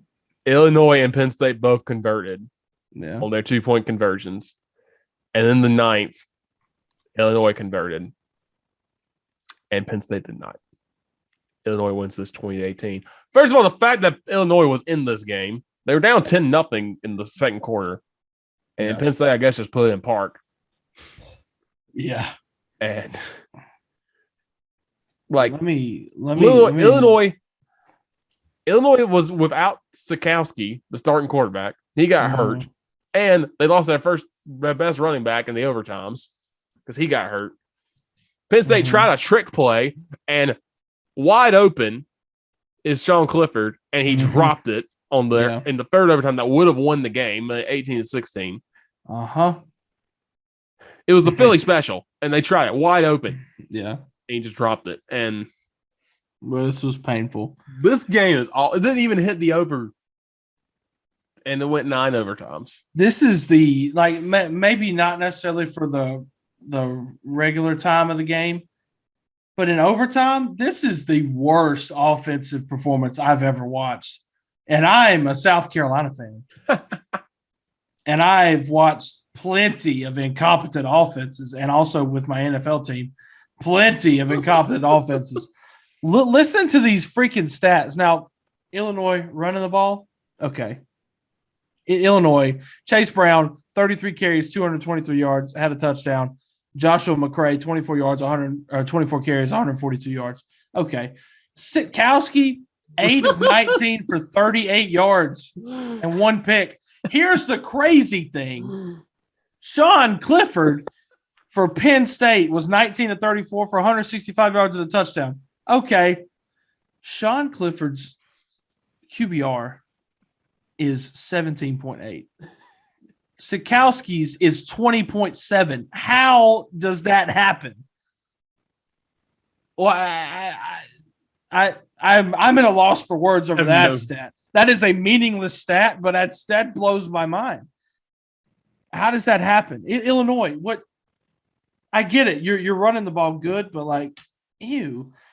And then you get into overtime, and it's just a crapshoot. Oh, it's so bad. And this is the longest game in college football history. That's a bunch of crap. The longest game in college football history is still A&M and LSU, as far as I'm concerned, because that was at least interesting. This was just hilarious. This was the best and worst of college football all rolled into one. It is the dumbest football game. When they have the top 25 games of the year, this better be number one. Yeah. Because nothing's topping it. Because I don't care if somebody wins the national championship on a Hail Mary. This is my Super Bowl right here. Because this is the funniest football game I think I've ever seen. The score just coming across my phone is the funniest thing I've ever seen in my life. Yeah. This is how you know it's peak Big Ten. Both teams combined for 12 punts. And there were well over 550 yards punted. Big Ten. And it was also cloudy and rainy, and it was played at noon. So yeah. Yeah. How stupid of a game. What a game. What a game. I'm upset now. I'm pissed off. That really made me upset. We'll move on. Speaking of upset, Oklahoma State, I'll get caught up to them. Finally caught up to them. They lose to Iowa State, who's still a pretty decent little team. Yeah, I guess. Iowa State wins 24-21. Brock Purdy finally looks good, 307 yards, 2 touchdowns. Yeah. And Iowa State's back in the top 25 now again, and back in that Big 12 race. I just can't have anything nice. I can't have anything nice. Like, I dream of a perfect world where Oklahoma State runs the table and wins the Big 12 and just gets Oklahoma and Texas out of here. Just sticks it to them. Yeah. Nope. Can't have it. Did you see, though, the horrible taunting call Iowa State got? Oh, yes. God. Wide open, and he just high steps 5 feet. It's Mm-hmm. black. He scored on the next play, so he said that. Game day game, which is kind of a weird game, a really good game. Oregon beats UCLA 34-31. Hey, look, Dorian Thompson-Robinson had another weird stat line. He only threw 41 passes, though, this time. Yeah, Jesus. 22 of 41, 220 yards, touchdown, and a pick. Anthony Brown gets back home. He had 2 interceptions, but he did a good job running the ball. Yeah. Check down Charlie for DTR, like 22 completions for 220 yards. What? That's 5 yards a pass. That's wild. What'd you think of Oregon's eggshell uniforms? Okay, listen. Look in the pictures online on Twitter, amazing. Yeah. On the field, not so much. Yeah, they look like they kind of just threw paint at them and said, "All right, here's a jersey." Yeah, like up close when you can see the detail, like okay, that's all. That's really cool. From a distance, they just look like they're dirty. On the field, it just looks dumb. Yeah. It was interesting. I'll give them that. Yeah, but still, like I mean, that's at least for me, and I know it's a major selling point for the university. Like just the parity and all the combinations you're going to get, and all the nice stuff that Oregon has. It's just it's going to keep kids coming there to play football and any other sport forever. Oh, absolutely. I mean, we have Nike right there. I mean, right. You can do whatever you want. So Oregon gets the win. Maybe back in discussion for college football playoff. We'll see if they can. They didn't look great, but we'll have to see. Yeah. Ole Miss beats LSU 31-17. This is, of course, the last ride for Ed Orgeron. He's done at the end of the year, and Ole Miss. What a wild situation! Exactly. Matt Corral looks good again. Matt Corral might be your leading Heisman quarterback, which is wild to think about. Yeah. He didn't have a whole lot of yards, only 185, but only 5 incompletions and a touchdown, no picks. So yeah, good game for him. Ole Miss still right in the West. Yeah. That kind of Bama. Yeah, I know. It's crazy to think about. LSU though, man, still wild to think they had one of the best football teams of all time. Sold their soul to the devil basically, and they are next to last in the SEC West right now. Yeah, they have all the mighty have fallen. Yeah. Notre Dame beats USC 31-16. I honestly forgot this game was being played until. Yeah, I did too. Who cares? Yeah. This game of the year. What happened here? Wake Forest 70, Army 56. You sent me the drive chart at one point in the second half, and it's beautiful. It is. It's absolutely beautiful. It is wild. At halftime, it was only 28-21. Yeah. Still high scoring for Army. Yeah. And then, good Lord Almighty, Waff, just go for this drive chart in the second half. All right. Second half drive chart. So we're up. Wake's up 28-21. We are going to come out of the halftime break with Army getting the football. They're going to take this thing 6 plays, 75 yards in 3 minutes and 22 seconds. And they're going to tie this football game up. Okay, yeah, so we're here. Wake Forest, where's your defense at? I know it's tough to stop the option, but, Yeah. And then Wake Forest gets the ball 3 plays, 82 yards in 1 minute and 6 seconds with a 75-yard touchdown pass for Sam Hartman. So Wake Forest retakes the lead. And then, this is one stupid and two one of a fantastic defensive play by Wake Forest. So Army gets it. They get stopped. This 4th and 5 at Wake's 28. Yeah. And they are going to go for it. And they threw a little fake it was a fake. Was it a fake punt? I think it looked kind of like that. Something like that. Like the way they were lined up, it was weird, but they were on the 28-yard line. But they didn't have a kicker that whatever. No, wait, I lied. No, that's right. They were like a pistol formation. Yeah. It was weird. Anyways, Army drops back, throws it. He's got a man wide open, but you'll see Trayvon Redd from Wake Forest just make a fantastic play on the ball and return it all the way to the house, 83 yards for a touchdown. So now Wake Forest up 2 scores. Okay. This is where they pull away, right? Right? Wrong. Army, 2 plays, 75 yards, a 71-yard fullback touchdown. Grandfather, rejoice. Amazing. Anthony Atkins, the big man, rumbling and bumbling and stumbling, 71 yards touchdown. Army down 42-35 now. And then Wake Forest is going to hit you with 1 play, 75 yards. Keshawn Williams, 49-35. If you're keeping track at the house, that is 3. I lied, not 3. But there's 3. Well, yeah, 3 touchdowns in less than a minute. Yeah. Wake Forest has run 4 offensive plays and scored 21 points. It's absolutely beautiful. It's absolutely beautiful. It's amazing. What a game. Army, 9 plays, 75 yards, 5 minutes off the clock, touchdown, 49-42. Wake Forest, 8 plays, 75 yards, 310, 56-42. Army, touchdown, 7 plays, 75 yards, 56-49. Wake Forest, 4 plays, 47 yards, a minute 23 on the clock. It's 63-49, people. It is 63-49. Army, blunder. It had to happen to somebody. Mm-hmm. They put together a drive. They've run 11 plays. They're bleeding a lot of Early clock. drive. At this point, we're getting a little normal. Yeah, they're bleeding a lot of clock because all they do is run the ball. Fumble. Mm-hmm. Wake Forest gets the ball, 4 plays, 62 yards, 70-49, and then Army punches it in with less than a minute to go for a little garbage time touchdown, 70-56. Richard, this is the offensive performance of the year by both teams. By both teams. Yeah. Sam Hartman. One last thing, sorry. Yeah, there you go. Let me just take you through these drives. Rapid fire. Second half drives. No, you know what? Let's go back to the first half. Yeah, first half is pretty impressive too. It's 14-7 Wake Forest. And here's how the drives go. Touchdown, touchdown, touchdown, touchdown, into the half. Second half. Touchdown, touchdown, pick 6, touchdown, touchdown, touchdown, touchdown, touchdown, touchdown, fumble, touchdown, touchdown. What? It's poetry in motion. There was one punt. One punt. Eat your heart out, Big Ten.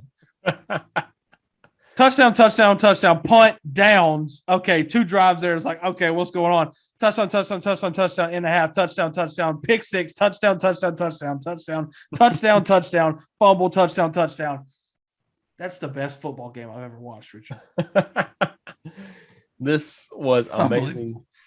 Sam Hartman, 23-29, 458 yards, 5 touchdowns, no picks. Army rushed the ball 70 times for 416 yards. They also threw the ball 13 times, completed 10 of them, 179 yards, 3 touchdowns, and that 1 pick. 5 different people, or excuse me, 1, 2, 3, 4 different people scored a rushing touchdown for Army. 4 different people scored a rushing touchdown for Wake Forest, including Sam Hartman. Receiving wise, Wake Forest had 2 100-yard receivers, including Ja'Cory Robinson, who had 8 catches, 157 yards, and 3 touchdowns. Keyshawn Williams had 2 catches for 93 yards and touchdowns. Isaiah Austin, how many times has Army had a 100-yard receiving day? Because they had one. Isaiah Austin, 6 catches, 107 yards, and 2 touchdowns. By the way, the funniest stat in all of this is about Wake Forest winning this game 70-56. How long do they think they had the football? Yes, that's it. I was waiting on to bring this up. Wake Forest, there's 60 minutes in a football game, for those of you who do not know. Wake Forest scored 70 points and had the ball for 17 minutes and 17 seconds. Their longest drive in time, I think, might have been their first one. It's got to be like what, max 4 or 5 minutes? Yes, their first drive went 3 minutes and 4 seconds. And that is literally that's what. Oh, I'm sorry. They had a drive that went 3 minutes and 10 seconds. Still, in the second half, 2 longest drives are just every 3 minutes. You score on unreal. And that means, and for those of you who like to do quick math at home, Army had the ball for 42 minutes and they lost. But it's the greatest football game of all time. Literally, they had the ball for 42 minutes, almost 3/4 of the game. They had that thing for almost 3 quarters. 3 quarters out of 4. And they lost. The other team, Wake Forest, for 42 minutes and 43 seconds, did not have the opportunity to score, which is what you have to do to win the game. And Army lost. This is the most amount of yards thrown by anybody in Mikey Stadium since 2014. Buffalo, Joe Licata for 401 yards. Army won that game too, by the way, 47-39, which makes it even funnier. Yeah.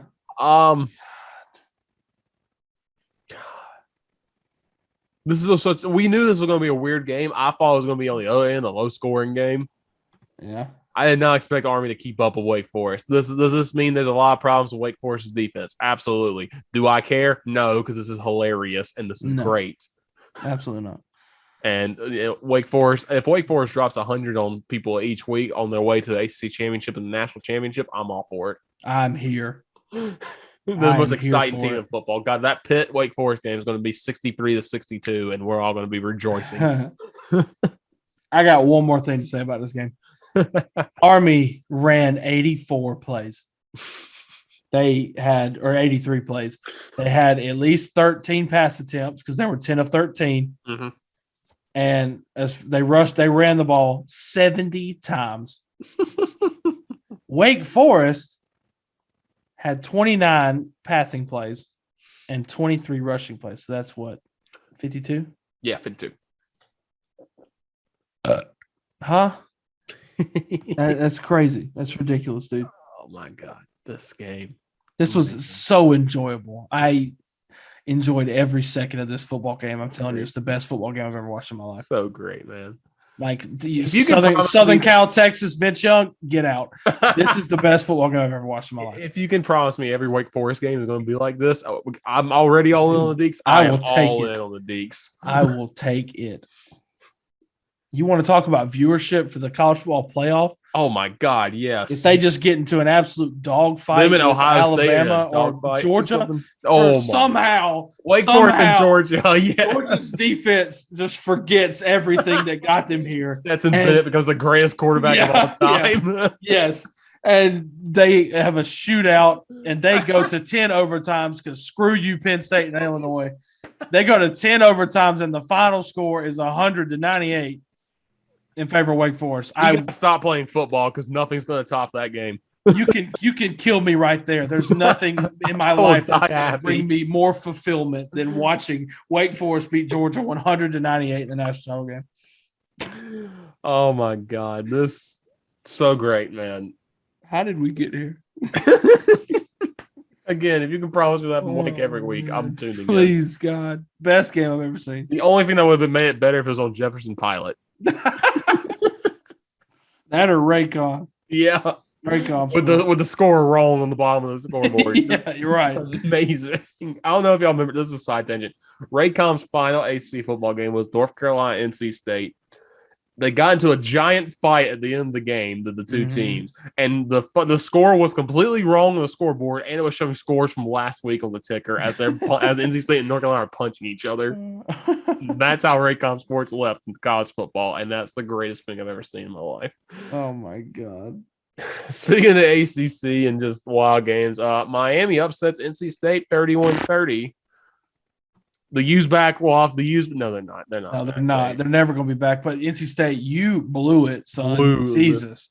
Made Tyler Van Dyke look like you were in the driver's seat. Touchdowns. You were right there controlling your own destiny, and then you just decided to lose to Manny Diaz. God bless. And NC State, I feel like NC State, someone said this, gets 4 losses every year. They got 2 right now. Yeah. So if you just screwed yourself out of the ACC championship, NC State, man, you still got Wake Forest left. Yeah. That's a tough one, man. Just dumb. It's your ACC night game. Always happens. Somebody happens dumb. So, San Diego State beats Air Force 20-14. San Diego State's now 7-0. I feel like they start off every year like undefeated and somehow slip up in the Mountain West, which is a good conference. Yeah. They got Fresno this week. Well, it should be a fun game. Yeah. Late night on CBS Sports Network. So, should be a fun one there. Yeah, there was not a whole lot of offense in this game, by the way. Yeah, that's how San Diego State kind of drags you down. They're kind of like the pit of the West Coast. Right. UTSA and Louisiana Tech. UTSA rolls 45-16. Now, UTSA's ranked. They're undefeated. They have a bye week. We'll go ahead and spoil surprise. UTEP had a bye week this week. They played Florida Atlantic. UTEP has 1 loss. There's a path to get College Game Day to go to UTSA and UTEP. Do it.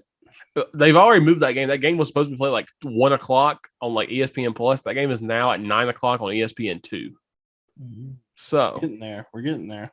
If UTEP handles business this week, we can get UTSA and UTEP for college game day from the Sun Bowl. And I would enjoy that. Mm-hmm. Another ranked team falls. Purdue loses to Wisconsin 30-13. Well, it was nice seeing you, Purdue. Yeah, I hope you enjoyed your 1 week stay in the top 25. Ola O'Connell, the quarterback, had a great day against Iowa. Yeah, he had 3 picks against Wisconsin. Mertz only threw the ball 8 times because Ches Malusi running all over the Boilermakers. 27 carries, 149 yards, and a touchdown. Missing him at Clemson. Missing him a lot at Clemson. All right. Oh, man. Missed that. How about Iowa, I bet you're sick, huh? Absolutely. I bet you're absolutely just devastated. Yeah. Losers. I did not realize this was a final score. Syracuse beat Virginia Tech 41-36. What the heck? Yeah, that. Well, Syracuse though is a couple plays away from being undefeated though. Yeah, because they played everybody in the ACC close. But yeah, Virginia Tech. Justin Fuente was on the hot seat. It looked like he was off it, and now he's probably back on it. So correct. And Garrett Schrader. Fantastic. Whoa, yeah, 16 of 34, 236 yards, 2 touchdowns through the air. On the ground with his feet, 22 carries, 174 yards, 3 touchdowns. What a day, son. What's wild, too, is Sean Tucker, the running back for Syracuse, had 112 yards and a touchdown. He's the only running back with over 1,000 yards so far this season. Yo, that's kind of crazy. That's wild. I mean, again, if it wasn't for Dino Babers' clock management, this team would probably be undefeated. But, yeah. That was frustrating to watch, even as a Clemson fan, hoping they would miss that field goal. That was the most frustrating thing to watch last week. Continuing on, the rest of the college schedule, not really much to talk about. BYU beats Washington State 21-19. Yeah. That's Washington State's first game without Nick Rolovich. Of course, he was fired. BYU's trying to get back on track. Louisville beats Boston College 28-14. That's a surprising one to a lot of people. Yeah, Boston College now sitting at 0-3 in the ACC. I thought they were going to be a lot better than that. But yeah, and like they had a tough schedule. You had to go to Clemson, you had to host NC State and go to Louisville, but still, man, that's a game I thought they would handle. And that's just a surprising score.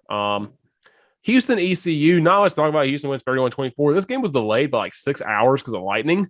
Yeah, wow. It was supposed to start at 2 and then start to like 8:30, and there's like no one in the stands for this. So yeah, that sucks for all those guys who are playing in that one. Fresno State and Nevada. This was a fun one. Between 2 really fun quarterbacks, Carson Strong and Jake Hayner going back and forth at it. And Fresno State wins it 34-32. Hayner, 2 touchdowns, 256 yards passing on 26-38. Carson Strong, 49 of 61. 476 yards, 4 touchdowns, and a pick. Those slinging the ball. Those are 2 really good quarterbacks that could get drafted early on. Yeah. How about Romeo? Is it Dubes? I think 19 receptions. Yeah. 203 yards, 1 touchdown. What is the receptions record? I'm not sure. It's got to be up there. Because was Quinn Shad? Oh, was Quinn Shad not? I think it was ACC. Close. Yeah, maybe it was ACC. Oh, I'm sorry. Austin Riley 2-run shot. Braves are up 5-0. Let's go. World Series. No, sorry, not Austin Riley. It's Adam Duvall. Hey, don't matter. Let's go. Don't care. 5-0. Let's freaking go. Come on, Atlanta. Let's go. Speaking of Atlanta, Georgia State, Virginia, barn burner. Yeah, absolutely. Brennan Armstrong throws all over the Jackets. Georgia Tech almost comes back and wins this one late. Yeah. Virginia is so much fun to watch, dude. Virginia is just like that Wake Forest Army game. Like it's a chaos and it's fun. Brennan Armstrong can sling it with the best of them. I don't think Virginia can defend anybody, but hey, they're 6-2. They're bowl eligible. I would take Virginia against just about anybody except maybe like Georgia. Yeah. Because I think Virginia could score on anybody except for I think this is the guy.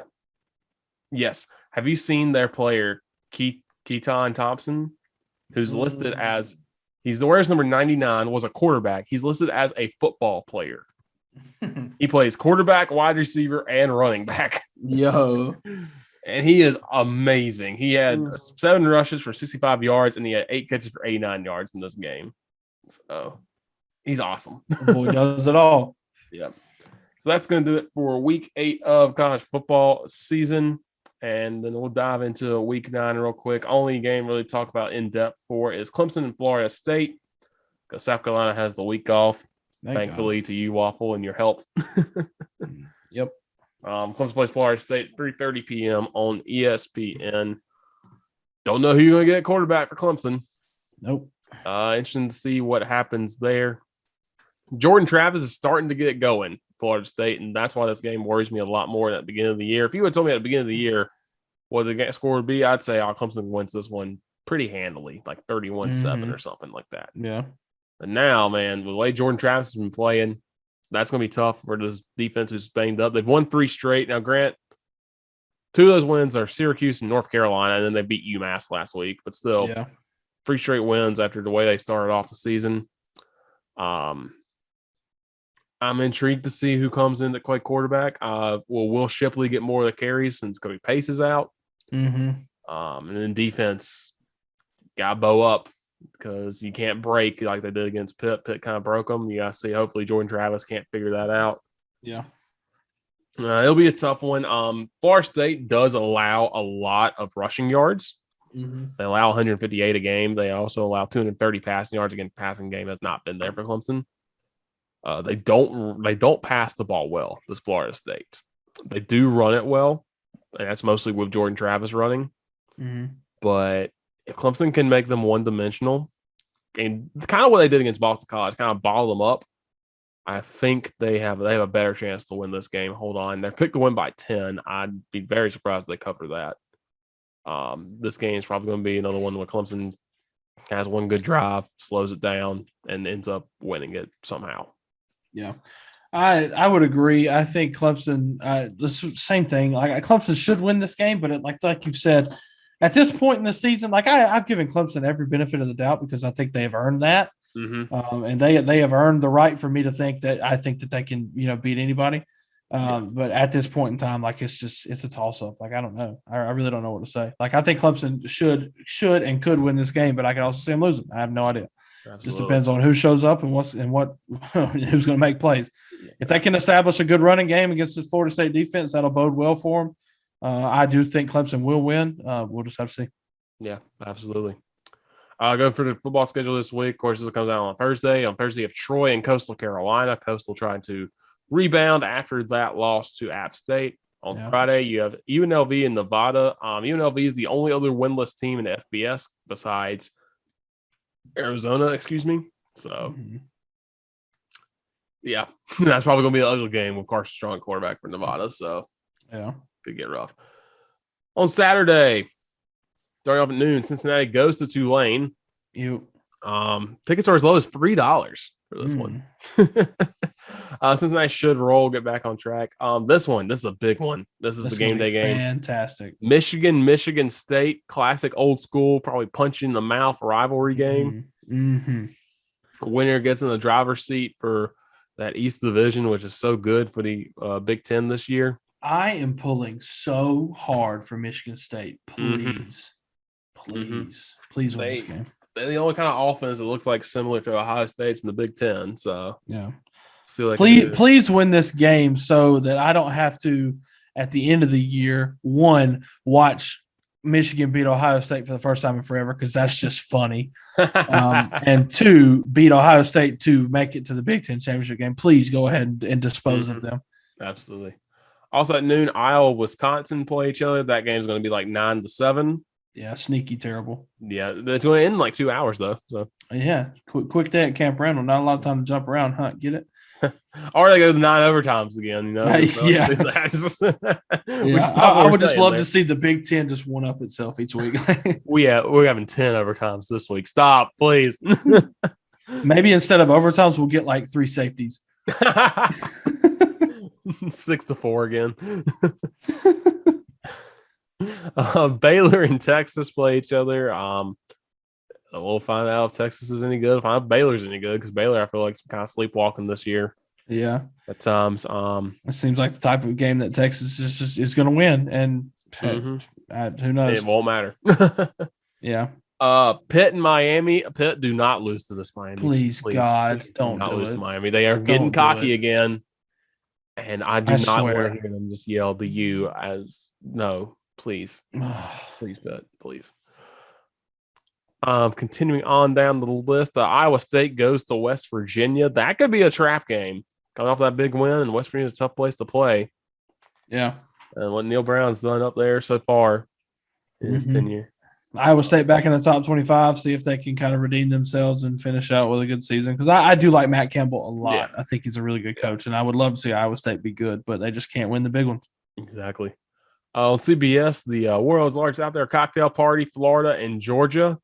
Oh, I forgot about this. See if Florida can get the offense rolling against this. This is a good Georgia team. So I doubt it. Yeah, this will probably be another 21-3, something like that. Yeah. It'll be 4 hours long because CBS doesn't know how to make games so quick for some reason. Right. Oklahoma, Texas Tech at 3:30 as well. Oklahoma, Texas Tech, I feel like has been very quietly just yes. Good, I feel like that this game would have been a lot more hyped up had Texas Tech not allowed a Kansas State team, who I still don't know who's good or not, to come back and beat them literally crazy like. Yeah. So I don't know about this one. Yeah. Oklahoma needs to put together a solid performance, though. They need to. The line is 20. Oklahoma needs to win this game by 20. Oh, absolutely. Oregon and Colorado at 3:30. Dude, Colorado's bad. Colorado is so bad. But how'd they hold Texas A&M to just 10 points? Who knows? Yeah. So maybe they do this again against Oregon because they can't let us have nice things for some reason. Yeah. Syracuse and Boston College. Boston College needs to win this game they're probably done the Atlantic, but they just need to win this game Yeah. Because I'm going to ask some questions there. Nebraska and Purdue, dog. Nebraska again. It's funny to see them lose every week. They lose this Purdue team. I might ascend. Right, me too. This is just be even funny. And it's just really funny to watch Nebraska play football and just find ways to lose. Yeah. Wake Forest and Duke at 4:00. This should be a murder. Please, Duke, Wake Forest. Duke, I love you. I love you. I love you to death. I want nothing but the best for you, Duke, but not this week. Not this week. We have a goal in mind. There is a greater cause. And that cause is 100-98 college football playoff national title game against Georgia with Wake Forest. Absolutely. And don't you ruin it, because Duke, I swear to God, this is the type of thing that you would do. They would. They totally would. This is the type of game where Mateo Durant's going to run for 485 yards and have 6 touchdowns, and Sam Hartman is going to throw 3 picks. I'm talking it into existence. I need to stop. Yep. UTEP, Florida Atlantic. We talked about this setting up. Maybe, please, FAU just do the job. Do the job. Yep. Yeah, do the job. Lie down. Let it happen. Yep. Come on. This is sneaky. This is going to be a stupid football game. Auburn and Ole Miss play each other. Yep. You don't know what you're getting from Bo Nix. You don't know what you're getting from Matt Corral. There's so much chaos and energy in that game. Yep. And I am very excited for it. I hope it ends in some stupid way again. It most likely will.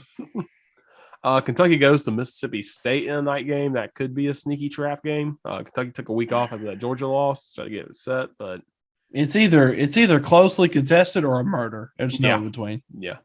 Oklahoma State takes on Kansas. This is the game Oklahoma State gets their first good win, I feel like. Or Kansas decides, we're here again. Yeah, Oklahoma State line's 30.5. You need to win this by 50. Mm-hmm. SMU goes to Houston. That's a big time rivalry game. SMU again can keep on track, stay undefeated, and Houston favored, 1-point favorite at home. Wow, interesting. That's a big time. Houston's 6-1, undefeated in the American. Oh wow, yeah, that's a big time. So Houston wins this game. Then we're talking about Houston, Cincinnati. Yeah. Big time night game is Penn State and Ohio State. 7:30 on ABC. Kind of a little bump because of that Penn State loss. Ohio State should handle business, but this is, again, one of those games where you're going to have to win to stay ahead in the East. Penn State needs to win this to stay alive in the East now. Yeah. This could be a good game, or Ohio State could run wild, and then we got to talk about them again in the playoff. Ohio State, 18.5-point favorite. That's a big line. Yeah, that's a lot. That's a whole lot. Yeah. This game at the beginning of the year looked exciting. Now it's like, okay. Notre Dame and North Carolina. This is the type of game I feel like North Carolina, with as inconsistent as they have been, where they put it together and they play a sound football game. Yep. Notre Dame's got to be ready because they started off great against USC and they struggled toward the end to close that one out. So they need to get up early and just close it out and win that game if they need to.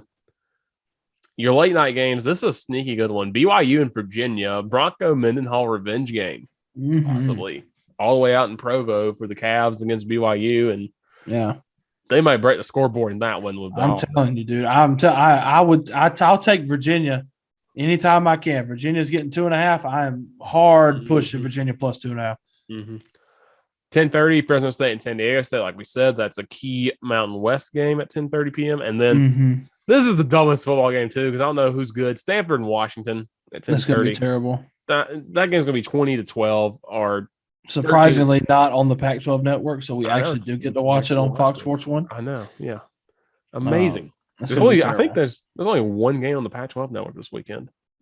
Beautiful. We love it. It's Cal and Oregon State, so who cares about the Beavers? Right. Also, I want to mention Louisville, NC State is the ACC network game at night. NC State still only a game out of Wake Forest, and they still have to play Wake Forest. NC State, you can't drop this one. You got to win this one. You cannot. By the way, fun fact: next week the Maction returns next week.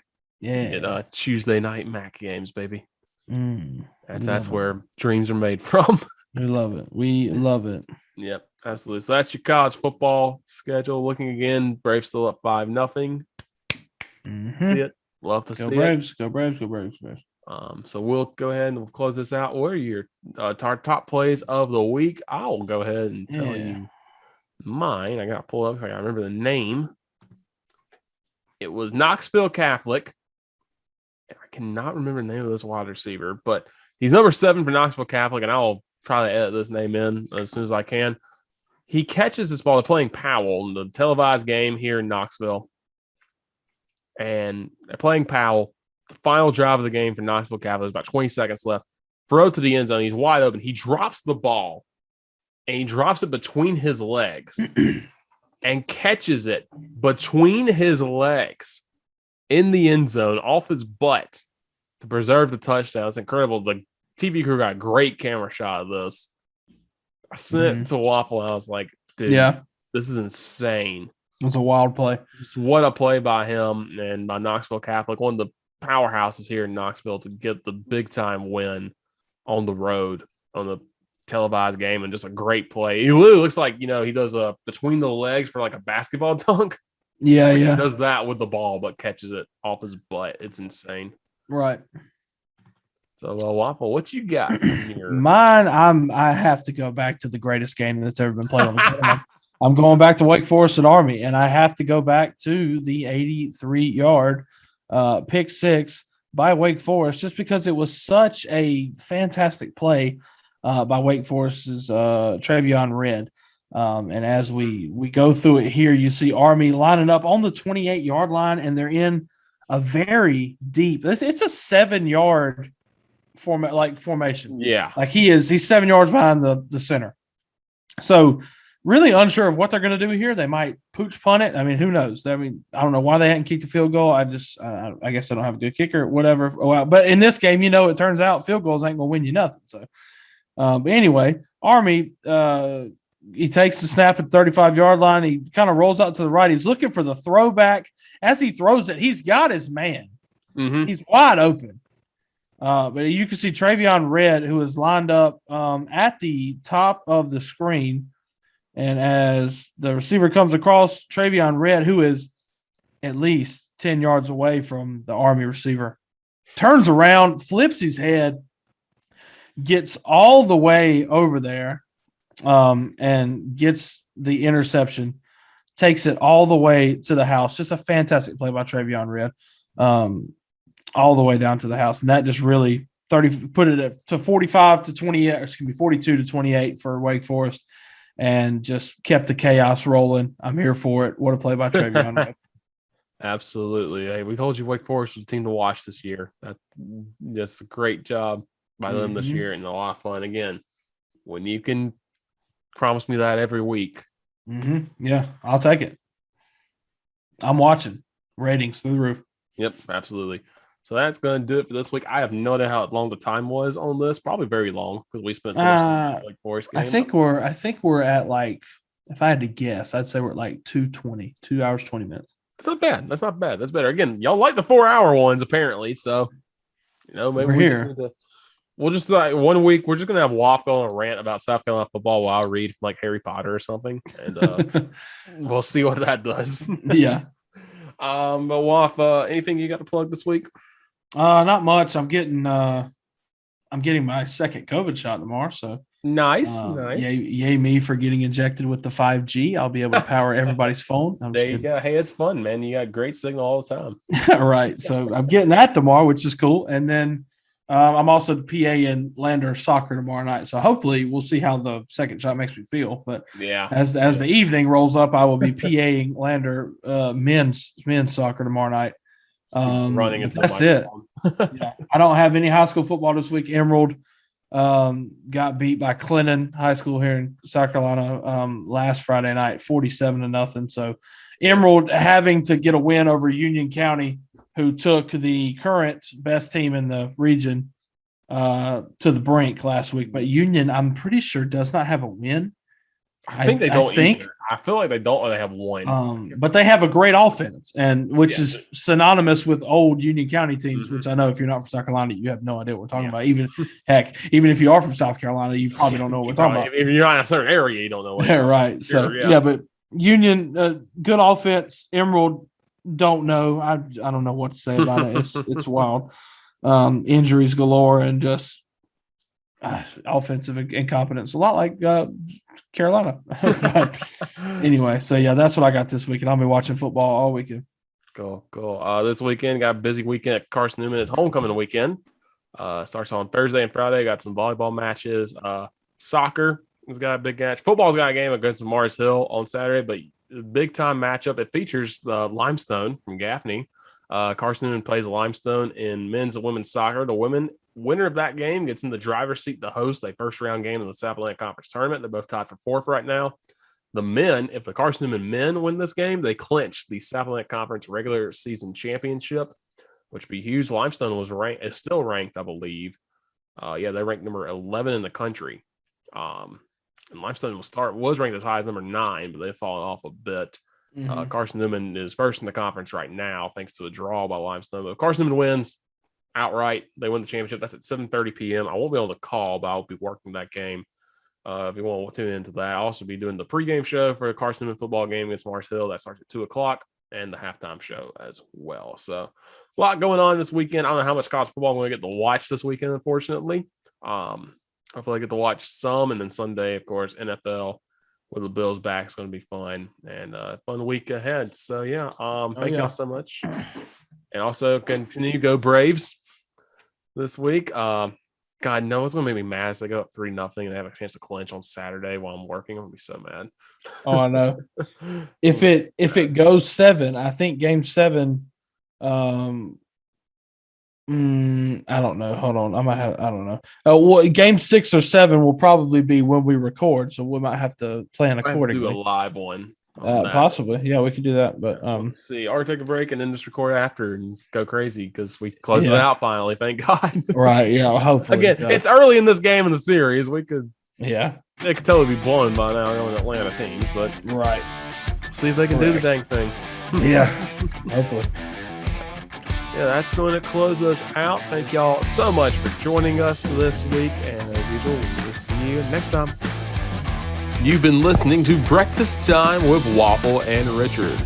Logos designed by Jen Perry. You can follow Richard on Twitter at Ricardo_knows or on Instagram at RNM1996. Catch up with Waffle at WaffDog on Twitter. Thank you for tuning in, and we'll see you next time on this Bearded Broadcaster production.